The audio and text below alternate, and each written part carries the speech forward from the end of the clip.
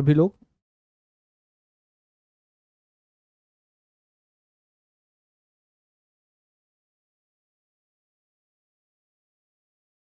ठीक है, am audible all of you? Deepak, Prateeksha, Prakash, निधि,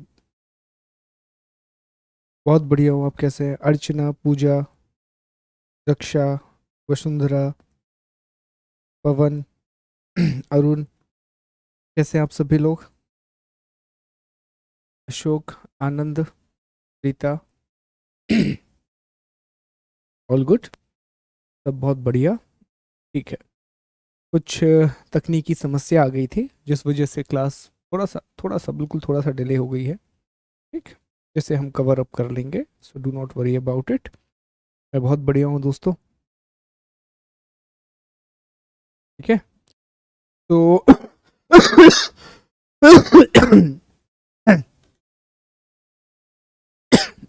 एक मिनट दीजिए, शुरू करें। एक मिनट दीजिए दोस्तों।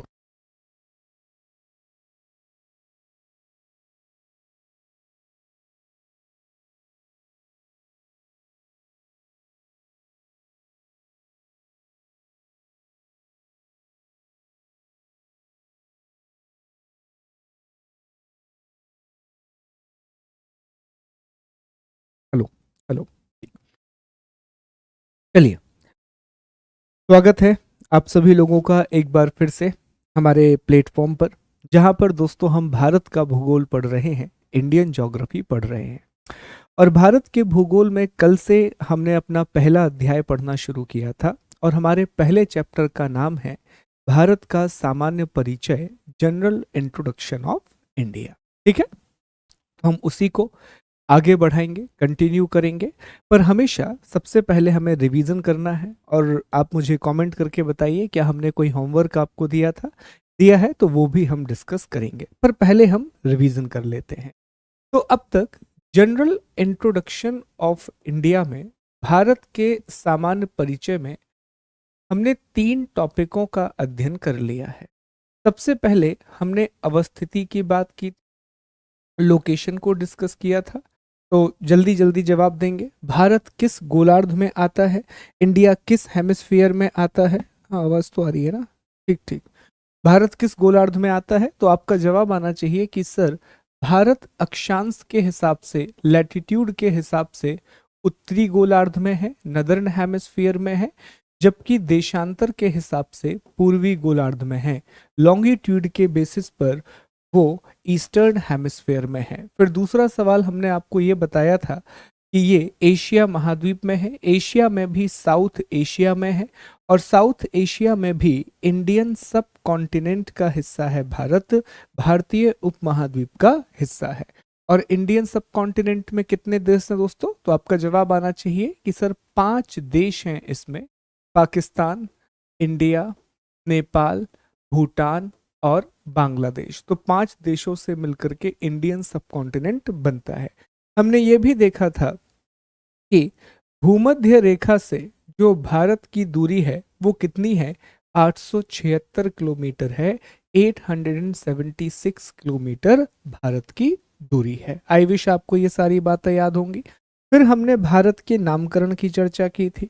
तो हमने जाना था कि भारत के 2 औपचारिक नाम हैं, और 2 औपचारिक नाम भारतीय संविधान के अनुच्छेद 1 में दिए गए हैं। पहला औपचारिक नाम जो भारत का है वो खुद भारत है, और इसकी चर्चा ऋग्वेद में की गई है। ऋग्वेद के अनुसार भरत नाम का एक कबीला था, उसी के नाम पर भारत का नाम रखा गया है। दूसरा, भारत के बारे में एक और बात कही जाती है। वायु पुराण में लिखा हुआ है कि राजा दुष्यंत के पुत्र भरत के नाम पर देश का नाम भारत रखा गया है। वहीं जो दूसरा नाम है वो इंडिया है, और इंडिया जो नाम है ये भारत को ग्रीक्स ने दिया। ग्रीक्स ने सिंधु नदी को इंडस कहा, और इस पूरे के पूरे क्षेत्र को उन्होंने इंडिया कहा। इसके अलावा भारत के अलग अलग नाम थे। जैसे आप मुझे अब जवाब देंगे, मैंने बता दिया, अब आप मुझे बताएंगे चीनी यात्रियों ने भारत को किस नाम से पुकारा है दोस्तों? जो चीनी ट्रैवलर थे, जो चाइनीज ट्रैवलर थे, उन्होंने इंडिया को किस नाम से पुकारा? कमेंट कीजिए, जवाब दीजिए जल्दी जल्दी। चीनी यात्रियों ने भारत को किस नाम से पुकारा था? तो नाम आएगा सर तियानजू। तियानजू कहते थे चीनी यात्री भारत को। वहीं दोस्तों वैदिक साहित्य में भारत के लिए 3 नाम और मिलते हैं। एक नाम है ब्रह्मावर्त, एक नाम है आर्यावर्त, एक नाम है भारत वर्ष। वहीं भारत को जम्मूद्वीप भी कहा गया है, इंडिया को जम्मूद्वीप भी कहा गया है। ठीक है, तो ये हमने भारत के अलग अलग नामों की चर्चा की थी। डिफरेंट नाम हमने इंडिया के पढ़े थे। कमेंट करके जल्दी से बताइए दोस्तों कि भारत को मेसोपोटामिया के लोग क्या कह करके पुकारते थे? इंडिया को मेसोपोटामिया के लोग क्या कह करके पुकारते थे? जवाब दीजिए। भारत को मेसोपोटामिया के लोग क्या कह करके पुकारते थे? बहुत बढ़िया जवाब आ गया सर, मेलुहा। मेलुहा के नाम से पुकारा गया है। मेलुहा नाम से इंडिया को जाना जाता था। फिर हमने तीसरे पॉइंट में क्या पढ़ा था?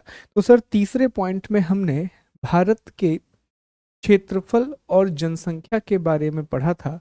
हमने एरिया और पॉपुलेशन के बारे में पढ़ा था। कमेंट करते जाएंगे, आंसर देते जाएंगे। कमेंट नहीं कर रहे हैं तो कम से कम बोलेंगे मुंह से जहां पर आप बैठे हुए हैं। क्षेत्रफल कितना था? तो सर एक रिदम से याद रखना है, 32। जल्दी बताओ कितना है दोस्तों, जल्दी फटाफट। कैसे याद करवाया था? बहुत बढ़िया सर, हमेशा ना हमें लाख वगैरह नहीं बोलना, सीधा बोलना है 32, 87, 263 वर्ग किलोमीटर। 32, 87, 263 वर्ग किलोमीटर, स्क्वायर किलोमीटर। चलो जवाब आ रहा है, बहुत अच्छी बात है। दुनिया में कौन से स्थान पर है? कमेंट करें। सर 7वें स्थान पर है। और पूरी दुनिया में जितना लैंड मास है उसका कितना परसेंट है? सर 2.4% है, 2.4%। ठीक है, तो 7th रैंक पे इंडिया आता है और पूरे दुनिया के क्षेत्रफल का 2.4% भारत में निहित है। अब 7th रैंक की अगर हमने बात की तो जल्दी से 1 से 7 तक पूरे देशों के नाम बोलो। नंबर 1 पर कौन है दोस्तों? Sir Russia. नंबर 2 पर कनाडा। नंबर 3 पर अमेरिका। Number 4 China. ठीक है, number 5 Brazil. Number 6 Australia. Number 7 sir हमारा प्यारा भारत देश। नंबर 8 कौन सा देश है दोस्तों? Sir Argentina. और नंबर 9 पर आता है सर कजाकिस्तान, जो कि दुनिया का सबसे बड़ा लैंडलॉक नेशन है। यहीं पर हमने क्या पढ़ा था? क्षेत्रफल के आधार पर सबसे छोटे देशों की बात भी की थी। तो जल्दी बताइए, क्षेत्रफल के हिसाब से सबसे छोटा देश कौन सा था? तो जवाब आएगा सर, जो सबसे छोटा देश क्षेत्रफल के आधार पर है यह है वेटिकन सिटी, जो कि इटली में है, रोम के अंदर ही आता है। रोम जो कि इटली की राजधानी है, उसी का 0.49 स्क्वायर किलोमीटर का एक एरिया है जिसमें वेटिकन सिटी बना हुआ है। ठीक है, वेटिकन सिटी के बाद हमने मोनाको नाम का एक देश, बिस्किट भी आता है, जो कि फ्रांस के पास ही स्थित है, मोनाको।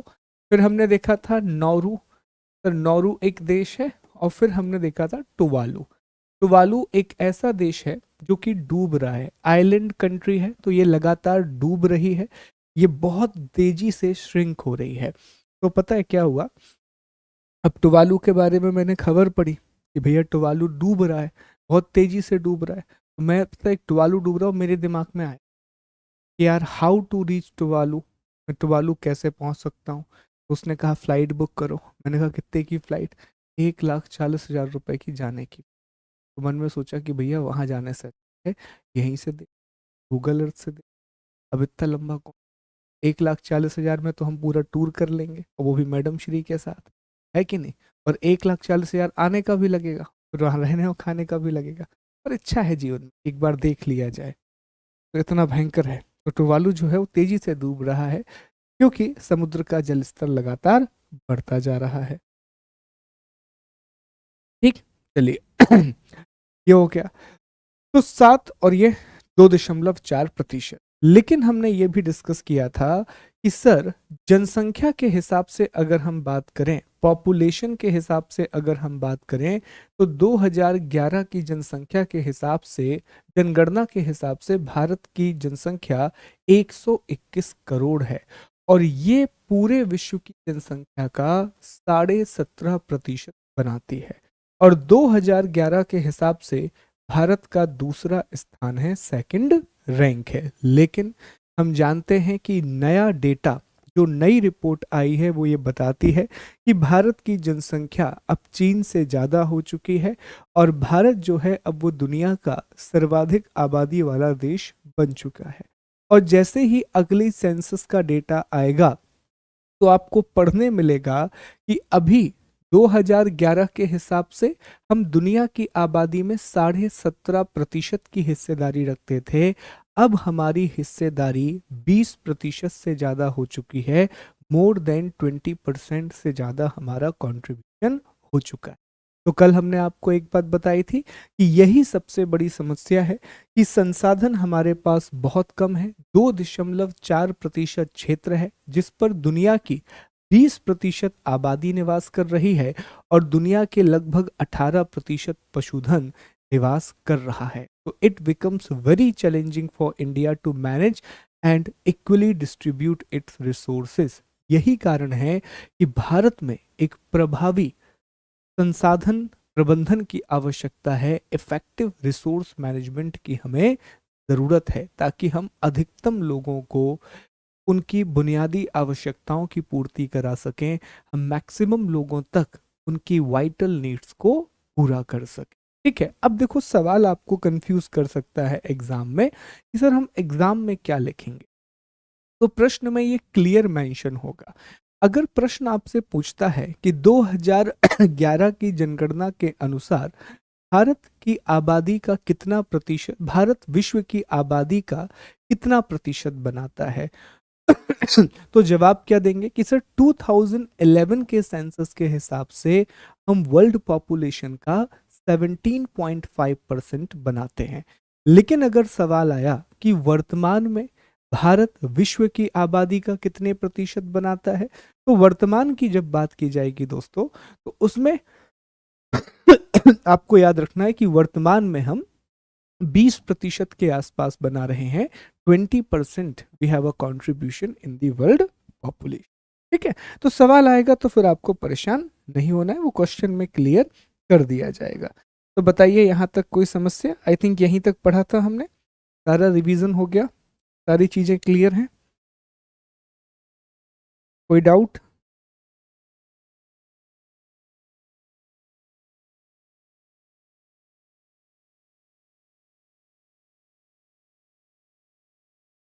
अरे नहीं भैया, अभी बच्चा नहीं है हमारा। अरे अमित क्या ही कर रहे हो यार।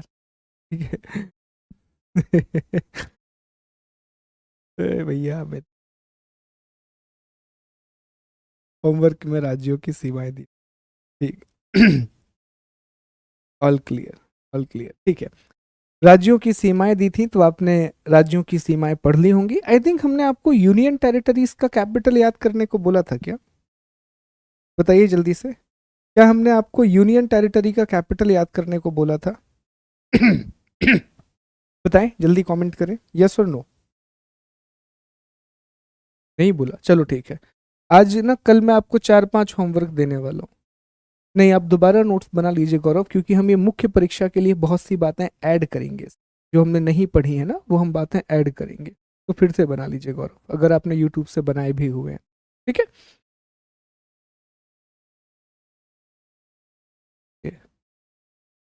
चले ठीक है। राज्य की सीमाएं तो फिर आप पढ़ते जाएंगे, ये मैं उम्मीद करूंगा। तो कल का पहला होमवर्क लिख लो आप। कल का पहला होमवर्क, आज मैं 6-7 होमवर्क दूंगा आपको करने के लिए। पहला होमवर्क लिखें आप कल का,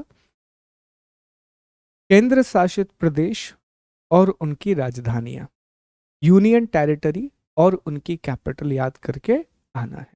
और मैं ये मान के चल रहा हूं दोस्तों कि आप सभी लोगों को भारत के सभी राज्यों की सीमा राजधानियां याद होंगी। देखो, आजकल ये प्रश्न नहीं पूछे जाते कि किस राज्य की राजधानी क्या है, पर इतनी उम्मीद आपसे की जाती है कि आप पीएससी की तैयारी कर रहे हैं तो आपको भारत के सभी राज्य और केंद्र शासित प्रदेशों की राजधानियां याद हो। तो मैं मान के चलूंगा कि आपको कैपिटल याद है, नहीं है तो मेक श्योर कि आप कर लें। और जब आप कैपिटल याद करेंगे तो एक चीज का आपको विशेष ध्यान रखना है दोस्तों, ध्यान इस बात का रखना है, एक सेकंड बताता हूँ, हाँ ये कि लोकेशन एग्जैक्टली में है कहाँ। जैसे आपने देखा ईटानगर, थोड़ा देख लीजिए कि ये असम की सीमा के पास है, कोहिमा इस तरह से है, उसके नीचे इम्फाल बना हुआ है, इम्फाल बीच में है, कोहिमा भी आप देखें तो मणिपुर और नागालैंड के पास है, आइजोल बिल्कुल बीच में है मिजोरम के, त्रिपुरा की राजधानी अगरतला देख लीजिए बांग्लादेश की सीमा से लगी हुई है, मेघालय जो है उसकी राजधानी शिलोंग ये बीच में है, दिशपुर आप देखें गुवाहाटी तो वो मेघालय और असम के बहुत पास दिखाई देती है, गैंगटोक आप देखें तो थोड़ा सा आप देखेंगे गैंगटोक के बारे में तो ये पूर्व में है, ईस्ट में है ना गैंगटोक, जो कि सिक्किम की राजधानी है। फिर वेस्ट बंगाल की राजधानी कोलकाता, तो ये हुगली नदी के तट पर बनी हुई है। पटना आप देखें तो पटना कहाँ पर है, बिहार के पश्चिमी बिहार में है, ये वेस्टर्न बिहार में स्थित है। झारखंड की राजधानी रांची लगभग बीच में है आप कह सकते हैं। उड़ीसा की राजधानी भुवनेश्वर, ठीक है, आप देख लीजिए तटीय है कि नहीं है, ये भी चेक करिए, कोस्टल कैपिटल है या नहीं है। तो कहाँ पर है, तो सर आप कहेंगे कि ये उत्तर पूर्व में है, उत्तर की ओर है और फिर पूर्व की ओर दिखाई दे रही है। फिर यहाँ पर छत्तीसगढ़, रायपुर ऑलमोस्ट बीच में, भोपाल ऑलमोस्ट बीच में, ऑलमोस्ट ऑलमोस्ट, लखनऊ आप देखें तो ये भी लगभग बीच ही में दिखाई देती है, ठीक है। जयपुर राजस्थान के किस भाग में है, तो ये पूर्वी भाग में है ना, इस तरह से आप देखते जाइए एक एक राजधानी। ओके, चंडीगढ़ आप देखें जो पंजाब और हरियाणा की कैपिटल है। उत्तराखंड की राजधानी देहरादून, तो ये उत्तराखंड के किस भाग में है, तो ये उत्तराखंड के पश्चिम में दिखाई देगी। शिमला, फिर यहाँ पर जम्मू, श्रीनगर, लेह, ये सारी कैपिटल। इस तरह से एक बार देखिए 2-3 बार, तो इससे आपको धीरे धीरे ना कुछ अलग जो प्रश्न आ जाते हैं ना कि कौन सी राजधानी कहाँ पर है, ये सारी चीज, ठीक। तो ये आपको याद रखना, कैपिटल पता होनी चाहिए, capital is very very much important कि कौन से राज्य की क्या राजधानी है, इवन कौन से केंद्र शासित प्रदेश की क्या राजधानी, ठीक। तो कल के होमवर्क लिखो 2-3। पहला होमवर्क लिखो दोस्तों, और ये ना फेयर कॉपी में कर लिया करो आप लोग जब आप इसके आंसर निकाल लेते हो। पहला होमवर्क होगा आपके लिए यूनियन टेरिटरी एंड कैपिटल, ठीक है, केंद्र शासित प्रदेश और उनकी राजधानी। दूसरा होमवर्क लिखिए भारत की तटीय राजधानियां, कोस्टल कैपिटल ऑफ इंडिया। और ये सवाल मुझे लगता है आगे के सवाल में आगे आ सकता है। अब देखो जब हम कहते हैं ना कि सर ये कैसा सवाल आ, भारत की तटीय राजधानियां, ये कैसा सवाल आ, तो अब ये जो सवाल है ये डिटेल नहीं है, ये हमारी ऑब्जर्वेशन। आपसे इतनी उम्मीद की जाती है कि अगर भारत का नक्शा आप लगातार देख रहे हैं तो आपको पता होना चाहिए कि भारत के कितने राज्यों की राजधानियां तट पर हैं, कितने स्टेट की कैपिटल कोस्ट पर है और कितने यूनियन टेरिटरी की राजधानियां तट पर हैं, ये पता होना चाहिए। This is very very much important, ठीक है। तीसरा, भारत की सबसे सबसे पूर्वी पश्चिमी पश्चिमी उत्तरी व दक्षिणी राजधानियां, अब इसमें यूनियन टेरिटरी भी हो सकती है और इसमें राज्य भी हो सकते हैं। India's eastern most, northern most, western most and southern most capital, ये भी आपको पता करना है ठीक है। ये भारत की सबसे पूर्वी पश्चिमी उत्तरी व दक्षिणी राजधानी, ये भी आपका एक प्रश्न है जो आप पता करके आएंगे।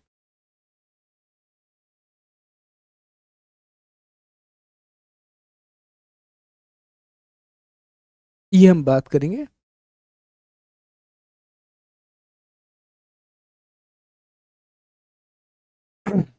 ठीक है अफसाना, उस पर हम बात करेंगे, ठीक है। तो यूनियन टेरिटरी और कैपिटल, भारत की तटीय राजधानियां, भारत की सबसे पूर्वी उत्तरी दक्षिणी राजधानियां, ये आपके होमवर्क के क्वेश्चन है, ठीक है, तो ये आपको करके आना है दोस्तों, that is very very much. तो ये आप पढ़ के आएंगे, बहुत अच्छे से पढ़ेंगे, ठीक, और फिर बताएंगे कि सर इनका जवाब क्या है। चले तो आगे बढ़ा जाए दोस्तों, अगले टॉपिक को शुरू करें। चल वी स्टार्ट। अगला टॉपिक, हेडिंग लगाइए, हेडिंग लगाइए, भारत का अक्षांशीय एवं देशांतरीय विस्तार। भारत का अक्षांशीय एवं देशांतरीय। अब देखो वैशाली, चेक करो आपका जवाब सही है गलत है, ठीक। हेडिंग लगा लें और बताएं कि सर हम तैयार हैं, तो हम शुरू करते हैं।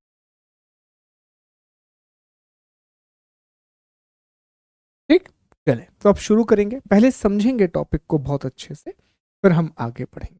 देखो, थोड़ी सी कहानी मैं आपको लैटिट्यूड और लॉन्गिट्यूड के बारे में समझा देता हूं, बाद में हम इसे डिटेल में पढ़ेंगे, बाद में हम इसे बहुत ज्यादा विस्तार से पढ़ेंगे। देखिए दोस्तों, जब हमने पृथ्वी के बारे में जानना शुरू किया, तो जब हम पृथ्वी को जानने लगे, तो हमें पता चला कि जो हमारी पृथ्वी है, इसका आकार बहुत बड़ा है। ये कैसी है? इसका आकार बहुत बड़ा है, इसका साइज भी बहुत बड़ा है, और शेप भी थोड़ा गोलाकार है। आकार जो है वो काफी बड़ा, तब साइज इन शेप काफी इसका ज्यादा बड़ा है, ये हमें पता पड़ा।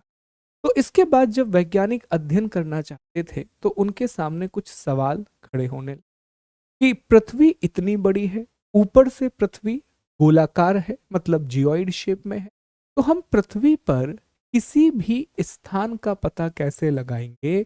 हम अर्थ पर किसी भी लोकेशन का पता कैसे लगाएं?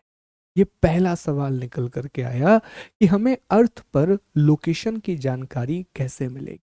फिर दूसरा सवाल, जो बड़ा सवाल यहाँ निकल करके आया, कि हमारी पृथ्वी चूंकि गोल है, और समय, टाइम को हम कैसे डिसाइड, ये भी बड़ी समस्या थी, क्योंकि अगर अर्थ ऐसी होती फ्लैट, तो हम शायद टाइम को इजीली डिसाइड कर पाते, लेकिन गोल है तो समय का निर्धारण भी करना था, हमें टाइम को भी डिसाइड करना था, और जब तक हम समय का निर्धारण नहीं कर पाते, तो जो पूरा हमारा इंटरनेशनल ट्रांसपोर्टेशन सिस्टम है, अंतरराष्ट्रीय परिवहन व्यवस्था है, वो सही तरह से काम नहीं कर पाते। ठीक है, अब समय के बाद जो तीसरी समस्या थी, कि हम अर्थ की जलवायु का निर्धारण कैसे करेंगे, हम अर्थ के क्लाइमेट को कैसे डिसाइड, ये भी एक समस्या। तो इसके लिए एक वैज्ञानिक सामने आए, और वैज्ञानिक का नाम था बैहम। ठीक है, वैज्ञानिक का नाम क्या था दोस्तों? बैहम। अभी समझेंगे पहले ध्यान से। और बैहम ने क्या किया? पृथ्वी का एक मॉडल बनाया, पृथ्वी का एक मॉडल बनाया, जिसे हम ग्लोब कहते, जिसे हम क्या कहते हैं? ग्लोब। तो ग्लोब बनने के बाद अब कम से कम वैज्ञानिकों के सामने पृथ्वी का एक नमूना था, अर्थ का एक। ठीक है, अब अर्थ का मॉडल बना दिया, तो बैहम ने बहुत सारी बातों को आसान कर दिया जब उन्होंने ग्लोब का निर्माण किया। अब कम से कम हम पृथ्वी को इस तरह देख सकते थे, कम से कम हर अर्थ को इस तरह से अब ऑब्जर्व कर सकते। लेकिन अभी भी सवाल वही थे, क्वेश्चंस वही थे। ठीक है, सवाल वही थे, क्वेश्चंस वही थे, कि आखिरकार हम पृथ्वी पर समय, स्थान और जलवायु का निर्धारण कैसे करें। तो अब चूंकि वैज्ञानिकों के पास पृथ्वी का एक नमूना आ चुका था, साइंटिस्ट के पास अर्थ का एक मॉडल आ चुका, तो वैज्ञानिकों ने सोचा कि क्यों ना हम इस पर कुछ इमेजिनरी लाइंस को ड्रॉ करें, क्यों ना हम इस पर कुछ काल्पनिक रेखाएं खींच। शब्दों को ध्यान दीजिएगा, क्यों ना हम इस पर कुछ काल्पनिक रेखाएं खींचें, क्यों ना हम इस पर कुछ इमेजिनरी लाइंस खींचें। और वैज्ञानिकों ने ग्लोब पर, याद रखिएगा दोस्तों, वैज्ञानिकों ने ग्लोब पर दो प्रकार की काल्पनिक रेखाएं खींची।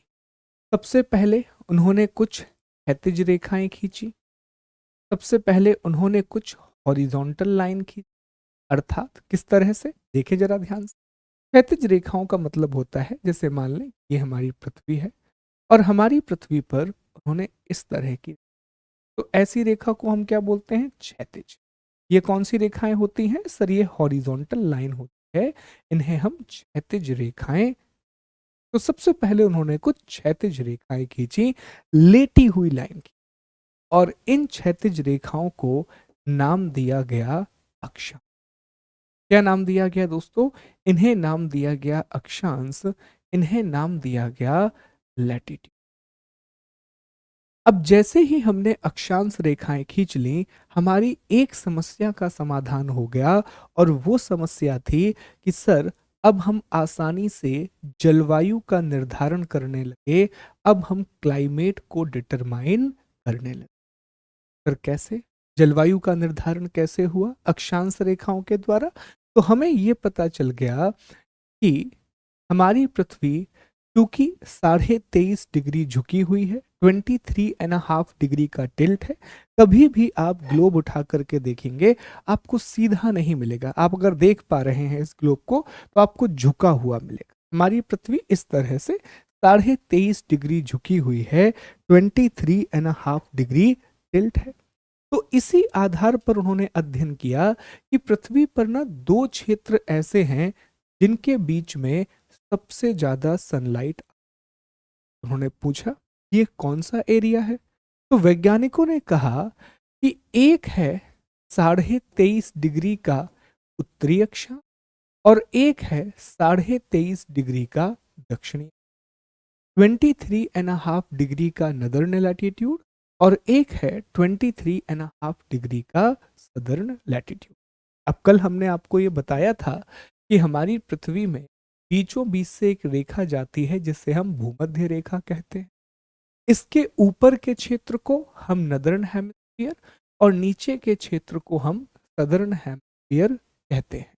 और जितनी भी अक्षांश रेखाएं उत्तरी गोलार्ध में आएंगी तो उनके पीछे हमेशा क्या लगा रहेगा? नॉर्थ। और जितनी भी अक्षांश रेखाएं दक्षिणी गोलार्ध में आएंगी उनके पीछे क्या लगा रहेगा? साउथ। तो यहीं से हम एक लॉजिक ड्रॉ कर लेते हैं कि सर चूंकि भारत उत्तरी गोलार्ध में है इसीलिए भारत के हर एक अक्षांश में उत्तर लगा होगा। फिलहाल टॉपिक पर वापस आइए। तो वैज्ञानिकों ने यह देखा कि ये दो क्षेत्र जो हैं इनके बीच में सबसे ज्यादा सनलाइट आती है, और ये क्षेत्र सबसे ज्यादा गर्म रहता है। क्यों गर्म क्यों रहता है? क्योंकि सबसे ज्यादा सूर्यताप इसको मिलता है, मैक्सिमम सोलर इंसोलेशन इससे प्राप्त होती। तो इस क्षेत्र को उन्होंने ट्रॉपिकल नाम दे दिया, इसे उन्होंने उष्ण कटिबंध नाम दे दिया। इसी तरीके से फिर आगे पढ़ेंगे हम बाद में, अभी तो हमें नहीं पढ़ना है। ऊपर का जो क्षेत्र है वो टेम्परेट हो गया, उसके ऊपर फ्रिजिड हो गया। पर फिलहाल जलवायु की समस्या का समाधान हो गया, लेकिन अभी भी दो प्रश्न, एक तो लोकेशन और दूसरा समय। अब आप कहें सर लोकेशन बता दीजिए ना, आप बता दीजिए कि आप कर्क रेखा पर खड़े हैं, बताइए ना। जैसे आपने पूछा, अब आपने मुझे कॉल किया कि सर आपका घर कहाँ पर है, तो मैंने कहा कि मेरा घर कर्क रेखा पर। ठीक है सर मैं तुरंत आ रहा हूँ। कहाँ कहाँ से जाती है कर्क? 16 देशों से होकर के जाती, और इतने सारी जल राशियों से होकर के। कहाँ आओगे आप मेरे? ठीक है, कहीं भी पहुंच सकते हो, क्योंकि 23.5 डिग्री की जो अक्षांश रेखा है उत्तरी, वो तो बहुत जगह पर फैली हुई है। ऑलमोस्ट अगर मैं सही हूं तो 36,000 किलोमीटर लंबाई है उसकी, है ना। तो समस्या हो जाएगी, ये वाला चीज आपको याद रखनी है। तो अभी भी हमारे पास स्थान की समस्या थी, और अभी भी हमें समय का निर्धारण करना था। तब वैज्ञानिकों ने ये कहा कि अब हमारे ग्लोब पर हम कुछ वर्टिकल लाइंस को ड्रॉ करते हैं। ऐसी लाइन को ड्रॉ करते हैं हम, कुछ वर्टिकल्स लाइन को ड्रॉ करते हैं हम, कुछ ऊर्ध्वाधर रेखाएं, और इन ऊर्ध्वाधर रेखाओं को देशांतर रेखाएं कहा गया, इन्हें कहा गया लॉन्गिट्यूड। कैसे ड्रॉ की गई जरा समझें इस बात को। ये हमारी पृथ्वी है, इज आवर अर्थ, और कुछ इस तरह की रेखाएं हमारी पर खींचती। अब ये कैसी रेखाएं हैं सर? ये तो ऊर्ध्वाधर रेखाएं हैं, ये सारी की सारी वर्टिकल लाइन। तो हमारी पृथ्वी ग्लोब, मुझे कहना चाहिए ग्लोब, ग्लोब पर जितनी भी काल्पनिक क्षैतिज रेखाएं हैं उन्हें अक्षांश कहा जाता है, और ग्लोब पर जितनी भी काल्पनिक ऊर्ध्वाधर रेखाएं हैं उन्हें दोस्तों देशांतर कहा जाता है। I will repeat in English, all the horizontal imaginary lines on the globe are called latitude, and all the imaginary vertical line on the globe are called the longitude. अब जैसे ही लॉन्गिट्यूड आया तो हमारे समय की समस्या का समाधान हो गया। अब हम टाइम को डिसाइड करने लगे, कैसे, वो हम आगे पढ़ेंगे। और दूसरी जो समस्या थी कि लोकेशन, अब हमें लोकेशन एक स्थान की मिलने लगी। क्यों? क्योंकि अब हम किसी को भी कोऑर्डिनेट भेज सकते थे। देखो, अगर आप अक्षांश रेखा के हिसाब से किसी को बताओगे कि यार मैं तो 23.5 डिग्री के उत्तरी अक्षांश पर हूं, तो वो कंफ्यूज हो जाएगा, कहाँ कहाँ घूमेगा, समझ में नहीं आएगा। अगर किसी को आपने बताया कि यार मैं तो 0 डिग्री के देशांतर पर हूं, तो भी वो कंफ्यूज हो जाएगा, कहाँ कहाँ घूमेगा बेचारा, ऊपर से नीचे, है कि नहीं। तो हमें क्या करना था, हमें इस अक्षांश और देशांतर को आपस में मिलाना था। और जैसे ही हमने इसको आपस में मिलाया तो एक ग्रिड बन गया, और ग्रिड में वो बिंदु जहां पर ये दोनों आकर के मिल रहे हैं, this is called the location. तो चाहे आप गूगल पर कोई भी लोकेशन देखें, वो लोकेशन हमेशा कोऑर्डिनेट के रूप में होती है, लेकिन हमारी भाषा में, हमें आसान भाषा में बताने के लिए उसे शब्दों में परिवर्तित कर दिया। तो जब भी आप ये शब्द सुने कोऑर्डिनेट, कोऑर्डिनेट का मतलब क्या होता है दोस्तों, कि उसके अक्षांश और देशांतर जहां पर जाकर के मिल रहे हैं वही कोऑर्डिनेट। तो ये बहुत इंपॉर्टेंट है। आज पूरा हमारा एयर स्पेस जो चलता है वो कोऑर्डिनेट पे चलता है, जो समुद्री नेविगेशन होता है वो भी कोऑर्डिनेट पर चलता है। ये सारी चीजें कोऑर्डिनेट पर काम करती हैं। अब जैसे मान लीजिए कि मैं यहाँ खड़ा हुआ हूँ, आपका मन हुआ कि भैया सर पे मिसाइल दाग देते हैं, ठीक है, मज़ा नहीं आ रहा पढ़ने में, मिसाइल दाग दो। तो आप क्या करोगे, आप मेरे कोऑर्डिनेट निकालोगे कि कौन से अक्षांश यहाँ से गुजर रहा है और कौन सा देशांश, ठीक है। फिर एक बच्चा आएगा, कहेगा नहीं हमें मज़ा आ रहा पढ़ने में, तो वो कैप्टन अमेरिका की शील्ड लेकर के आ जाएगा और मैं बच जाऊंगा, है कि नहीं। तो यही कहानी है, इसी तरीके से मिसाइल्स दागी जाती हैं। और आप लोगों मूवी देखे होगे, स्पाई मूवी देखी आप लोगों ने, स्पाई मूवी, तो उसमें पूरी कहानी कोऑर्डिनेट्स की होती है, कोऑर्डिनेट्स दे दो, कोऑर्डिनेट्स दे दो, है ना। That is most important part coordinates का, ठीक। तो मुझे बताएं, क्या यहाँ तक कंसेप्ट समझ में आया? अच्छा, अभी हम लैटिट्यूड लॉन्गिट्यूड नहीं पढ़ा रहे हैं आपको, वो तो हमें बाद में पढ़ाना है आपको डिटेल से, ठीक है। अभी बस मैं एक बेसिक आइडिया आपको दे रहा हूँ ताकि आपको दिमाग में क्लियर रहे कि ये चीजें आखिर क्या है। तो बताइए, इतना समझ में आया दोस्तों? All good? कोई डाउट?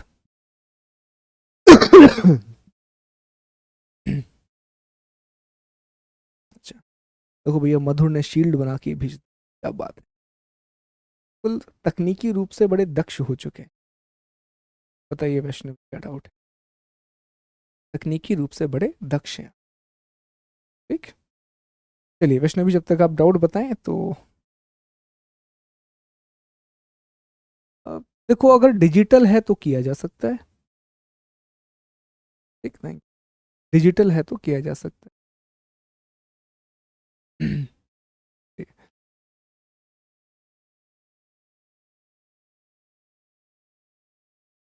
अरे नहीं, वो तो मैं आपको बताऊंगा ना, अभी नहीं। देखो एक एक चीज और समझो, ये मैं जान रहा हूँ दोस्तों, एक बात मैं अभी आपको क्लियर कर दूं। ये बात दिमाग में आती है, जैसे जब भी मैं कोई टॉपिक पढ़ाऊंगा आपके दिमाग में ये आएगा कि इसमें प्री में क्या आएगा, मेंस। एक काम बस आपको करना है कि आपको ये नहीं सोच, वो मेरी जिम्मेदारी है, ठीक है। जैसे ही टॉपिक खत्म होगा, तो जैसे मैंने कहा कि आपके लिए 150 क्वेश्चन बिल्कुल तैयार हैं, जैसे ही टॉपिक होगा मैं उसको 3 भागों में बांट के डाल दूंगा, ठीक है। तो वो फिर आपको समझ में आएगा कि अच्छा ये हमने पढ़ा था और वहां इस तरह। अभी अगर आप दिमाग में ये सोचोगे ना कि इससे प्रश्न कैसे बनेंगे, तो आप पढ़ नहीं पाओगे। तो अभी बस आपको कहानी सुननी है और कंसेप्ट सुन, बाद में फिर हम प्रश्न करें, ठीक है। ये सभी लोगों को ध्यान रखना है, अभी आपको सिर्फ पूरा फोकस इसी पे करना है। चलिए, अब ध्यान दीजिए और आगे बढ़ते हैं। सर ये वाली कहानी तो हमें समझ में आ गई। अब ये समझाइए कि ये अक्षांशीय और देशांतरीय, अक्षांशीय और देशांतरीय विस्तार का मतलब क्या होता है, सर ये लैटिट्यूडनल और लॉन्गिट्यूडनल एक्सपेंशन क्या होता है? चलिए इस बात को जैसे मान लेते हैं ये हमारी अर्थ है, हमारी और इस पर हमने अक्षांश रेखाएं, तो जितनी भी हॉरिजॉन्टल लाइन है ये क्षैतिज रेखाएं हैं, तो क्षैतिज रेखाएं क्या होंगी? तो जितनी भी क्षैतिज रेखाएं हैं वो हॉरिजॉन्टल, जितनी भी हॉरिजॉन्टल लाइन है क्षैतिज रेखाएं हैं, उन्हें हम अक्षांश कहें। अंडरस्टूड है? यहां तक बात ध्यान से समझ। अब अब से पूछा गया कि अक्षांशीय विस्तार बताओ। तो अक्षांशीय विस्तार का मतलब होता है, जैसे मान लीजिए कि यहां पर एक कंट्री, इस प्रकार से हम एक देश को ड्रॉ करते, ये हमने यहां पर एक देश को ड्रॉ कर दिया। अब मैं आपसे पूछ रहा हूं कि इस देश का अक्षांशीय विस्तार बताओ।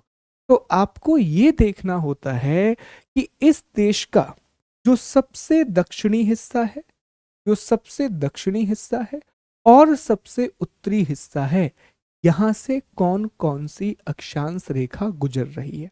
मान लीजिए एग्जाम्पल के लिए कि सर जो इसका सबसे उत्तरी हिस्सा है वहां से 6 डिग्री का अक्षांश गुजर रहा है, और सॉरी जो इसका सबसे दक्षिणी हिस्सा है वहां से 6 डिग्री का अक्षांश गुजर रहा है, और जो इसका सबसे उत्तरी हिस्सा है वहां से मान लीजिए 37 डिग्री का अक्षांश गुजर रहा है।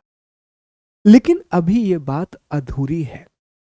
सर अधूरी क्यों है? अधूरी इसलिए है कि जब तक हम अक्षांश और देशांतर में दिशा नहीं लिखते वो गलत मान, और हमने आपको बहुत सिंपल आइडिया बता दिया है। ये हमारी 0 डिग्री है दोस्तों, दिस इज द 0 डिग्री भूमध्य रेखा। सिंपल आइडिया हमने क्या बताया कि सर जो भी इक्वेटर के ऊपर होगा वो सब उत्तर, और जो भी इक्वेटर के नीचे होगा वो सब दक्षिण। तो आप मुझे कमेंट करके बताइए यहां मुझे क्या लिखना चाहिए, 6 डिग्री नॉर्थ या फिर 6 डिग्री साउथ। देख लीजिए ये है हमारी equator, this is our equator. क्या लिखना चाहिए दोस्तों, 6 डिग्री उत्तर या 6 डिग्री दक्षिण? ठीक है बताइए, बहुत बढ़िया। सर यहां पर हम लिखेंगे 6 डिग्री नॉर्थ, और यहां पर भी 37 डिग्री। तो ये जो जगह है इस जगह का नाम हम रख देते हैं रामपुर। क्या नाम रख दिया हमने? इस देश का नाम रख देते हैं रामपुर। तो अब आपसे किसी ने पूछा कि बताओ भैया जो रामपुर नाम की जगह है उसका अक्षांशीय विस्तार कितना है, what is the latitudinal extent of the Rampur?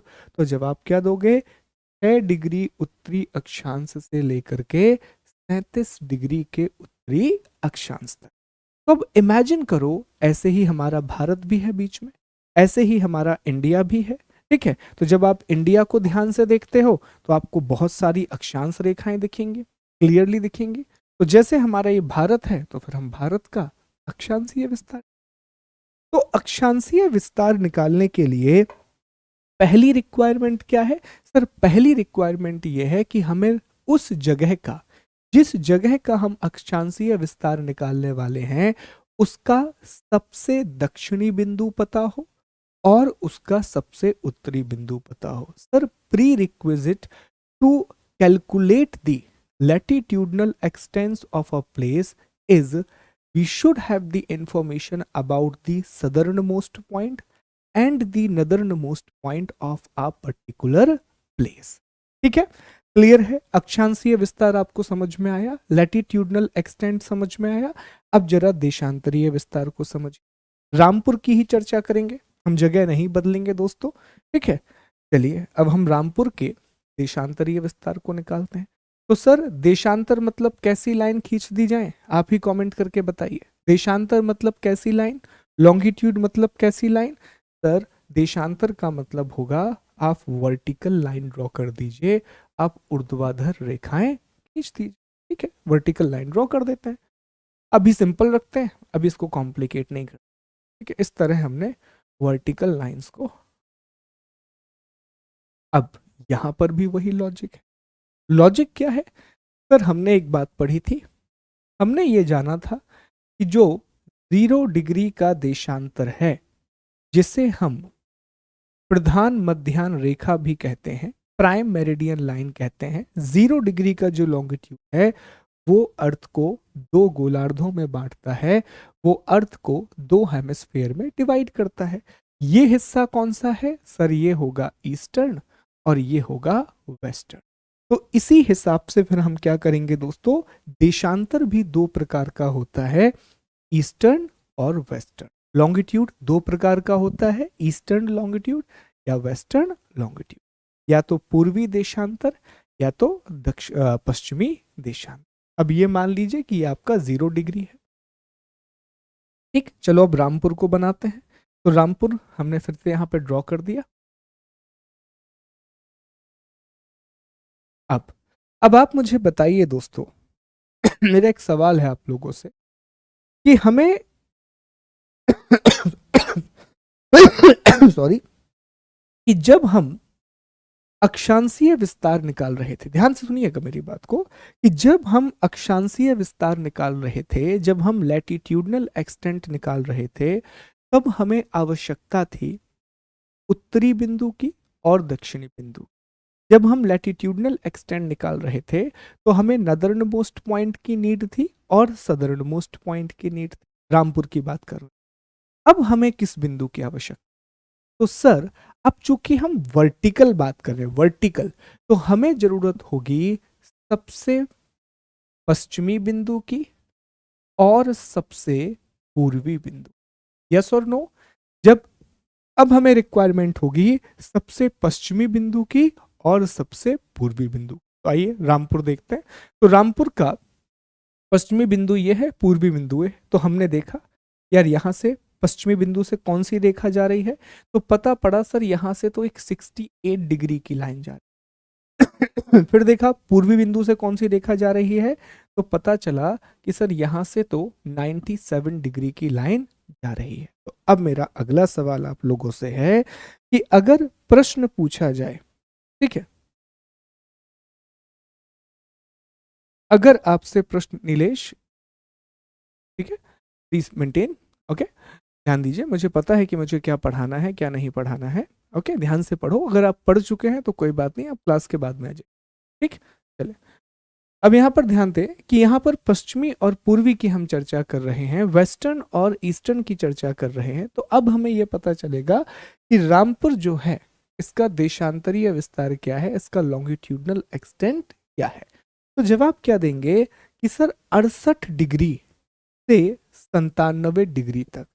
अब सवाल वही पैदा होता है, क्वेश्चन वही निकल करके आता है कि कौन सी दिशा, क्योंकि दिशा बहुत इंपॉर्टेंट है दोस्तों, डायरेक्शन बहुत इंपॉर्टेंट। तो क्या जवाब देंगे कि सर ये पूरा हिस्सा पूर्वी गोलार्ध में है, ईस्टर्न हेमिस्फीयर में है, तो 68 डिग्री भी ईस्ट होगा और 97 डिग्री भी ईस्ट होगा। 68 डिग्री पूर्वी गोलार्ध से लेकर के 97 डिग्री पूर्वी गोलार्ध। अंडरस्टूड? इस तरह से हम अक्षांशीय विस्तार निकालते हैं और इस तरह से हम देशांतरीय विस्तार निकालते हैं। क्लियर है? बताइए एक बार, सारी चीजें क्लियर हैं? यस और नो कमेंट करके बताइए। ठीक। ओके, अब एक बात का जरा ध्यान रखेंगे आप लोग, this is very very much important. दिमाग में ये फिट कर लेना, कभी भी मत भूलना, क्योंकि प्रश्न ऐसे ही बनेंगे और वहां पर आपको कंफ्यूज कर। देशांतर में सिर्फ दो दिशाएं होती हैं। जो लॉन्गिट्यूड है, longitude, it has only two direction, या तो देशांतर पूर्वी होगा, ईस्टर्न होगा, या फिर देशांतर पश्चिमी, वेस्टर्न होगा। ठीक इसी तरह दोस्तों जो अक्षांश है, जो लैटिट्यूड है, जो लैटिट्यूड है, इसमें भी दो प्रकार की ही दिशाएं हो सकती, या तो उत्तर नदर्न या फिर दक्षिणी, अर्थात सदर्न। अब पता है ऑप्शंस कैसे बनते हैं? ऑप्शन वो आपसे ये पूछेगा, ठीक है, ऑप्शन ये आपसे पूछेगा, ध्यान दीजिएगा, जैसे उसने लिखा कि भारत का अक्षांशीय विस्तार क्या है, तो उसमें लिख देगा 37 डिग्री दक्षिण, 37 डिग्री पूर्व, और लिख देगा 6 डिग्री दक्षिण। तो जैसे ही पूर्व आया अक्षांश में, आंख बंद करके उसको काट दें। अगर अक्षांश में, लैटिट्यूड में कभी भी पूर्व या पश्चिम आया, आप उसको आंख बंद करके काट दोगे। और ठीक इसी तरह अगर देशांतर की वैल्यू दी गई है, लॉन्गिट्यूड की वैल्यू दी गई है, और उसमें अगर उत्तर या दक्षिण आया, आप उसको आंख बंद करके काट दो। ऐसे प्रश्नों पर विशेष ध्यान आपको रखना है। ऐसे प्रश्न कभी भी पूछे जाएंगे, you will have to make sure कि हाँ सर वो गलत ही होगा।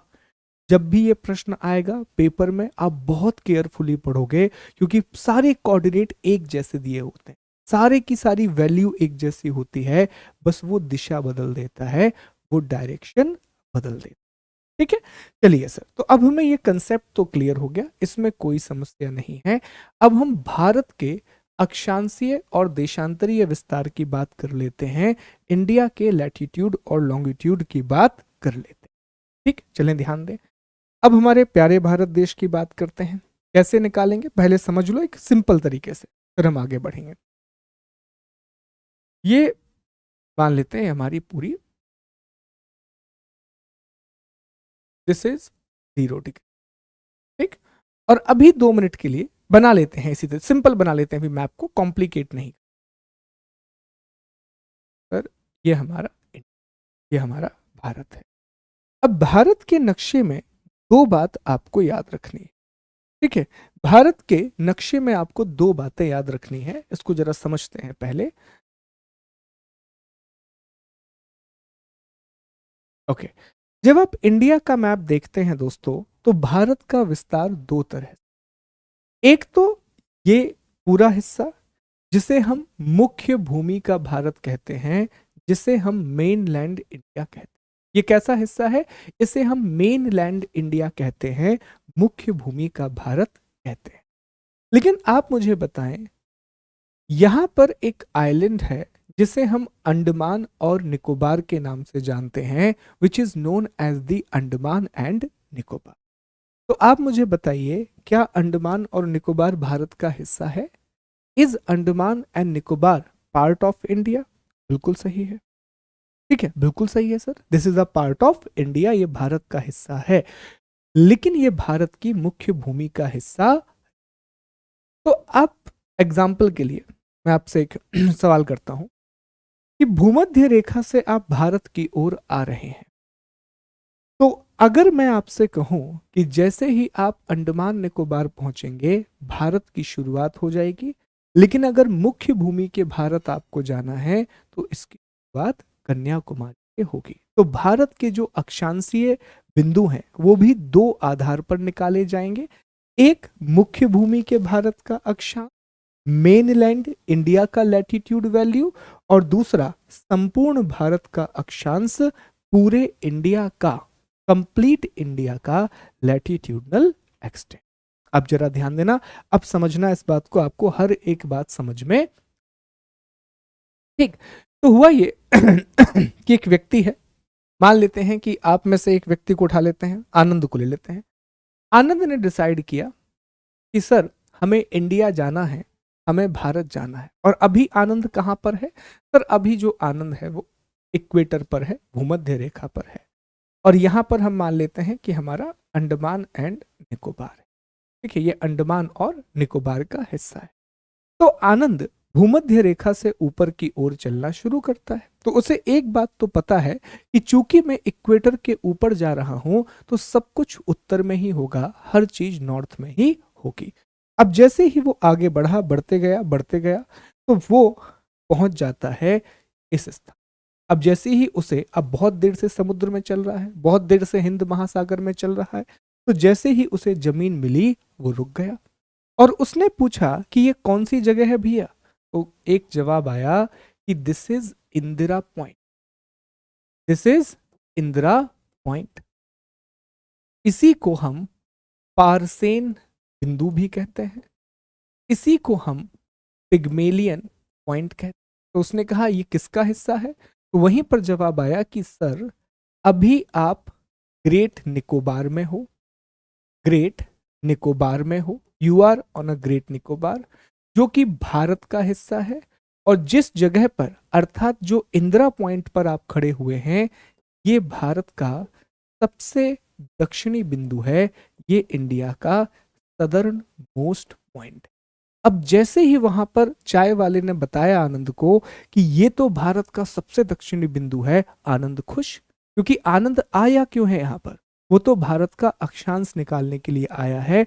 तो तुरंत जैसे ही उसे पता पड़ा कि ये भारत का दक्षिणी बिंदु है, उसने कैलकुलेशन शुरू करी, यार यही अक्षांश। तो जैसे ही उसने कैलकुलेशन शुरू की, उसने पाया कि यह 6 डिग्री 4 मिनट। अब आप मुझे बताओ दिशा क्या होगी। सर हम उत्तरी गोलार्ध में हैं, भारत पूरी तरह से नॉर्दर्न हेमिस्फीयर में आता है, तो ये होगा 6 degree 4 minute north latitude, 6 degree 4 minute का उत्तरी अक्ष। यहां से भारत की शुरुआत हुई, यहां से इंडिया की शुरुआत हुई। लेकिन बेचारा आगे बढ़ा, उसने देखा ये तो द्वीप है, ये तो आइलैंड है, यहाँ तो सिर्फ नारियल पानी ही मिलना है, लेकिन हमें अब इडली डोसा खाना है, हमें खाना खाना है। तो वो आगे बढ़ा, जैसे ही वो आगे बढ़ा तो वो यहाँ पहुंच गया। अब जैसे ही वो यहाँ पहुंचा तो फिर वहां पे चाय की दुकान पे गया, पूछा भैया ये कौन सी जगह। तो कहा कि आप केप कमोरिन में खड़े हैं। कहाँ खड़े हैं, केप कमोरिन में खड़े हैं। मतलब कहा कि ये कन्याकुमारी आ चुके, कश्मीर टू में कन्याकुमारी, है ना। और ये जो जगह है, जो केप कमोरिन में आप खड़े हुए हैं, ये भारत का, ये मुख्य भूमि के भारत का, मुख्य भूमि भारत का सबसे सबसे दक्षिणी बिंदु है, सबसे दक्षिणी बिंदु है। It is the southern most point of main land. ये मुख्य भूमि के भारत का सबसे दक्षिणी। आनंद की आंखें फिर चमक गई, क्योंकि वो भूमध्य रेखा से यहां तक क्यों आया। भूमध्य रेखा से यहां तक आनंद ने कितनी दूरी तय कर ली थी सर, 876 किलोमीटर। 876 किलोमीटर चल के वो यहां तक पहुंचा, सिर्फ अक्षांश का पता लगा। तो जैसे ही उसने कहा कि केप कॉमोरिन कन्याकुमारी सबसे दक्षिणी बिंदु मुख्य भूमि के भारत का, उसने तुरंत कैलकुलेटर निकाला और कैलकुलेट किया। तो उसने पाया कि अब वो इंदिरा पॉइंट से 2 डिग्री ऊपर आ चुका। तो इंदिरा पॉइंट में वैल्यू कितनी थी, 6 डिग्री 4 मिनट। अब वो 2 डिग्री ऊपर आ गया, तो 2 डिग्री आप जोड़ दीजिए, ऐसे ही याद रखना। 6 डिग्री 4 मिनट के उत्तरी अक्षांश से वो 2 डिग्री ऊपर आ गया था, और अब वैल्यू हो गई थी 8 डिग्री 4 मिनट। और दिशा कौन सी रहेगी सर, दिशा तो उत्तर ही रहेगी, क्योंकि भारत पूरी तरह से उत्तरी गोलार्ध में है, इंडिया पूरी तरह से नदर्न हेमिस्फीयर में। अब यहां से उसने अरिजीत सिंह का गाना सुना, चेन्नई एक्सप्रेस आई थी उस समय, ठीक है, कि कश्मीर टू मैं कन्याकुमारी, गाना सुन रहा था वो, कश्मीर में कन्याकुमारी का बढ़िया गाना बनाया वो लोग। कन्याकुमारी से दो लॉजिक निकलते हैं, एक तो कन्याकुमारी जगह का नाम, और मैं कन्याकुमारी, है ना। और अच्छा रहा कि वो गाना पहले बन गया, क्योंकि मोदी जी अब बदल दिए हैं, अब तो उसे लद्दाख तक जाना पड़ता, तो कश्मीर कन्याकुमारी वाला गाना नहीं बन पाता, है कि नहीं। तो यहां से उसने चलना शुरू किया, he started walking from here, उसने यहां से चलना शुरू किया। अब जैसे जैसे वो चलता गया चलता गया चलता गया, वो यहाँ एक जगह पर पहुंचा, और इस जगह का नाम उसने पूछा क्या है। तो एक नाम आया कि सर अब आप इंदिरा कॉल पर आ चुके। कहा कि इंदिरा कोल क्या होता है, कोल का मतलब होता है दर्रा, इंदिरा कॉल का मतलब, कॉल का मतलब क्या होता है, दर्रा। और अभी आप जिस जगह खड़े हुए हैं, इस जगह का नाम है लद्दाख। क्या नाम है इस जगह का, लद्दाख। और ये जो इंदिरा कॉल है, ये भारत का सबसे सबसे उत्तरी बिंदु है। बस जैसे ही वहां उसने मैगी खाते खाते ये सुना कि अब मैं भारत के सबसे उत्तरी बिंदु इंदिरा कॉल पर आ गया हूं, उसने फिर अपना कैलकुलेटर निकाला और भारत का अक्षांश कैलकुलेट, और उसने पाया कि जब वो इतना ऊपर आ चुका है, तो अब वो कहाँ पहुंच चुका है, वो 37 degree 6 minute north latitude, 37 degree 6 minute के अक्षांश पर पहुंच चुका। अंडरस्टूड, यहां तक बात क्लियर है, यहां तक बात क्लियर है, बताइए सारी बात समझ में आ रही है। ओके, इतनी दूर वो आ चुका, ठीक, सबसे उत्तरी बिंदु। तो अब कहने का अर्थ ये कि भारत का अक्षांशीय विस्तार कितना है, तो सर 6 डिग्री 4 मिनट उत्तरी अक्षांश से लेकर के 37 डिग्री 6 मिनट का उत्तरी अक्षांश। अगर आपसे पूछे कि मुख्य भूमि भारत का कितना विस्तार है, तो बताएंगे कि मुख्य भूमि का सर 8 डिग्री 4 मिनट के उत्तरी अक्षांश से लेकर के 37 डिग्री 6 मिनट के उत्तरी।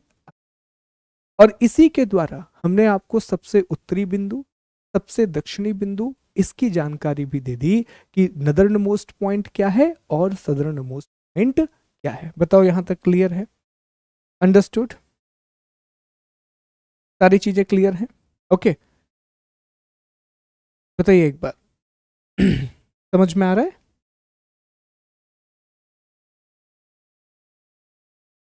क्लियर? ठीक है, बहुत बढ़िया तरीके से पढ़ो। देखो कहानी के फॉर्म में याद करोगे ना, याद हो जाएगा, नहीं तो बहुत मुश्किल चीजें हैं ये, समझ में आती हैं लेकिन याद नहीं होती है। ठीक, तो एज अ कहानी याद कीजिए, जल्दी से आपको याद होंगी। सर ठीक है, अक्षांशीय विस्तार तो क्लियर हो गया। अब देशांतर की चर्चा करते हैं। अब हम जरा बात करते हैं लॉन्गिट्यूड। चलिए हम लॉन्गिट्यूड की बात कर लेते हैं दोस्त। अब लॉन्गिट्यूड में आप देखें कि यहां से एक लाइन गई है और इस लाइन को हम 0 डिग्री का देशांतर कहते हैं। अब यहां से आपको चलना शुरू कर, जैसे जैसे आप यहां से चलते जाओगे देशांतर का मान बढ़ता जाएगा। यहां 0 है, फिर 1 2 3 4 ऐसे देशांतर का मान बढ़ता जाएगा, देशांतर की वैल्यू बढ़ती जाएगी। अब जरा ध्यान देना, तो यहां से फिर आनंद ने चलना शुरू किया। अब वो चलते गया चलते गया चलते गया, यहां पर पहुंचा वो एक जगह, और जिस जगह पर वो पहुंचा इस जगह का उसने नाम पूछा, तो जवाब आया कि आप तो गुहार मोती में आ चुके। कहाँ आ चुके हैं? गुहार मोती। कहां पर है सर ये? सर ये कच्छ नाम का एक जिला है और आप भारत के सबसे पश्चिमी राज्य में हैं। You are in the western most state of India, जिसका नाम है गुजरात। तो जैसे ही उसको पता पड़ा कि वो भारत के सबसे पश्चिमी बिंदु गुहार मोती पर पहुंच चुका है, उसने देशांतर कैलकुलेट। अब यहां से चलना शुरू किया था 0 से, तो मान तो बढ़ गया होगा, जो वैल्यू है वो बढ़ गई होगी। तो यहां उसको वैल्यू मिली 68 डिग्री 7 मिनट। और चूंकि वो पूर्वी गोलार्ध में है, इंडिया पूरी तरीके से ईस्टर्न हेमिस्फीयर में है, तो वैल्यू क्या आएगी? ईस्ट। 68 डिग्री 7 मिनट का पूर्वी, 68 डिग्री 7 मिनट का पूर्वी देशांतर। ऑल गुड, ठीक है, बहुत बढ़िया। अब जैसे ही वो पूरा भारत तय कर लिया, पूरा भारत तय कर लिया, तो वो यहां पहुंचा। और जैसे ही वो इस जगह पर पहुंच गया, जैसे ही वो इस स्थान पर आया दोस्तों, यहां पर उसे अगला स्थान मिला। नाम था किबिथु। नाम क्या था? किबिथु। और जो किबिथु है वो एक जिला है अंजो। अंजो नाम का जिला है अरुणाचल प्रदेश। और जैसे ही वो किबिथु पहुंचा, अंजो पहुंचा, उसने पूछा हम कहाँ हैं? तो उसका जवाब आया कि आप भारत के सबसे पूर्वी बिंदु पर आ चुके हैं। You are in the eastern most point of India. तुरंत उसने कैलकुलेटर निकाला और उसने पाया कि वो अब 97 डिग्री 25 मिनट के पूर्वी स्तर पर। तो ये क्या है? ये भारत का देशांतरीय विस्तार है, ये इंडिया का लॉन्गिट्यूडनल एक्सटेंट। तो हमने लैटिट्यूड की चर्चा भी कर ली और फिर हमने लॉन्गिट्यूड की चर्चा भी कर ली कि सर लैटिट्यूड कितना है और लॉन्गिट्यूड कितना है। अंडरस्टूड? बहुत बहुत आसान, बहुत इजी। अब आप एक काम करें, पहले मैं एक बार मैप में आपको दिखा दे रहा हूं सारी चीजें, और फिर आप लोग एक डायग्राम बनाएंगे, ड्रॉ करेंगे, कुछ बेसिक बातों की चर्चा हम इस पे और कर लेंगे। ठीक, देखें तो ये क्या है दोस्तों, यहां पर जब आप आएंगे तो ये 8 डिग्री 4 मिनट कन्याकुमारी तमिलनाडु। ठीक है, यहां पर आप देखेंगे अंडमान निकोबार, तो ये ग्रेट निकोबार वाला इलाका है। 6 डिग्री 4 मिनट का उत्तरी अक्षांश, इंदिरा पॉइंट, पिग्मेलियन पॉइंट। यहां से आप आगे चलते जाएंगे, लद्दाख पहुंच जाएंगे। लद्दाख पहुंचने के बाद यहां इंदिरा कॉल मिलेगा, 33 डिग्री 6 मिनट का उत्तरी। फिर यहां से आपने चलना शुरू किया, गुहार मोती पहुंचे गुजरात में, 68 डिग्री 7 मिनट का पूर्वी दिशा। और अरुणाचल प्रदेश में इबिथु आप पहुंचे 97 डिग्री 25 का पूर्वी दिशा। एक चीज आपको और याद रखना है, एक प्रश्न पूछा जाता है कि भारत की उत्तर से दक्षिण तक लंबाई कितनी है, नॉर्थ से साउथ तक लेंथ कितनी। तो याद रखेंगे ये है दोस्तों 3 2 1 4, 3 2 1 4। और दूसरा प्रश्न पूछा जाता है कि भारत की पश्चिम से पूर्व तक, पश्चिम से पूर्व तक लंबाई कितनी है। तो याद रखेंगे 2933 किलोमीटर।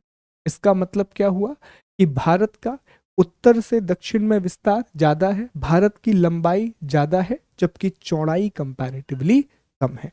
अब पता है मैं ये कैसे याद रखता हूँ, मैं बहुत कंफ्यूज हो जाता था 2933 में और 3214 में। मुझे डेटा याद रहता था लेकिन मैं भूल जाता था कि ये लंबाई है कि चौड़ाई है। तो फिर मैंने यहाँ पर एक रिलेशन एस्टेब्लिश किया। गाना वही, कश्मीर तू मैं कन्याकुमारी। और कश्मीर तू और कन्याकुमारी में जो शाहरुख खान है, जो अदाकार हैं, फनकार हैं, और उसमें फिर दीपिका पादुकोण है, बहुत ही अच्छी अदाकारा है वो भी। तो वो क्या कर रहे हैं, वो प्रेम कर रहे हैं, दोनों बात कर रहे हैं कश्मीर तू मैं कन्याकुमारी। तो हमें फिर बचपन में याद आया कि जब हम लोग स्कूल में थे, मतलब मैं नहीं, मेरे पीछे वाला बेंच पे लड़का बैठता था, तो उसकी गर्लफ्रेंड थी क्लास में, तो वो लोग इशारे करते थे। अब यू भूल गया मैं, यू कैसे बनाते थे वो लोग, ऐसे ऐसे कुछ करके तो बनाते, आई लव यू 143, और 143 से जुड़ा हुआ है तो फिर मैं कभी नहीं भूलता, मैंने प्यार से उसको जोड़ दिया, है ना, 143। तो फिर मुझे याद रहता है कि भैया कश्मीर कन्याकुमारी उनके बीच में कराना है प्यार, 143 मतलब कि 3 2 1। ऐसे मैंने याद किया था, अपना अपना तरीका है, मैं कभी भी रिलेशन कुछ भी बना लो, जो चीज़ याद नहीं होती मैं कुछ भी बना लेता हूँ, अपनी कहानी है, अपनी लाइफ से जोड़ देता हूँ उसे कि अच्छा हाँ मेरी लाइफ में ऐसा ऐसा देखा था मैंने, तो मैं ऐसे एक कहानी बना के याद कर ली। ठीक, अब एक काम कीजिए आप लोग, एक छोटा सा डायग्राम ड्रॉ कीजिए। ये नहीं बनाना है आपको, आपको ये ड्रॉ करना है, ये ड्रॉ कर लीजिए पूरा, ये मत कीजिए, ये मत ड्रॉ कीजिए, आप ये ड्रॉ कर लो और ये लिख लें भारत। ये बहुत अच्छे से लिखना हाईलाइट करके, भारत एक चतुष्कोणीय आकृति वाला देश है। लिख लीजिए, मैं आपको 2 3 मिनट का समय दे रहा हूं, बना लीजिए। ठीक, अब बना लो, मैं आपको 3 मिनट का समय दे रहा हूँ, कमेंट करो, मैं आपको दिखूंगा नहीं स्क्रीन पे, तो आप लिख लो, ये बनाना है दोस्तों, ये पूरा, ठीक है, ये पूरा।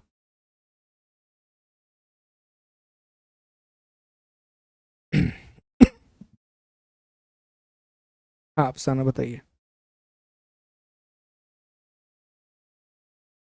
क्या कमेंट है।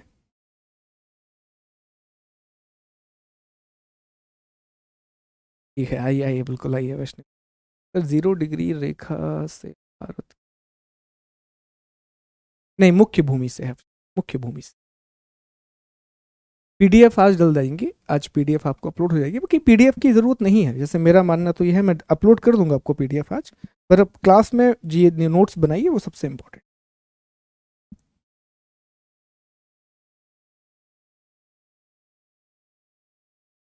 ठीक है अफसाना, क्लियर।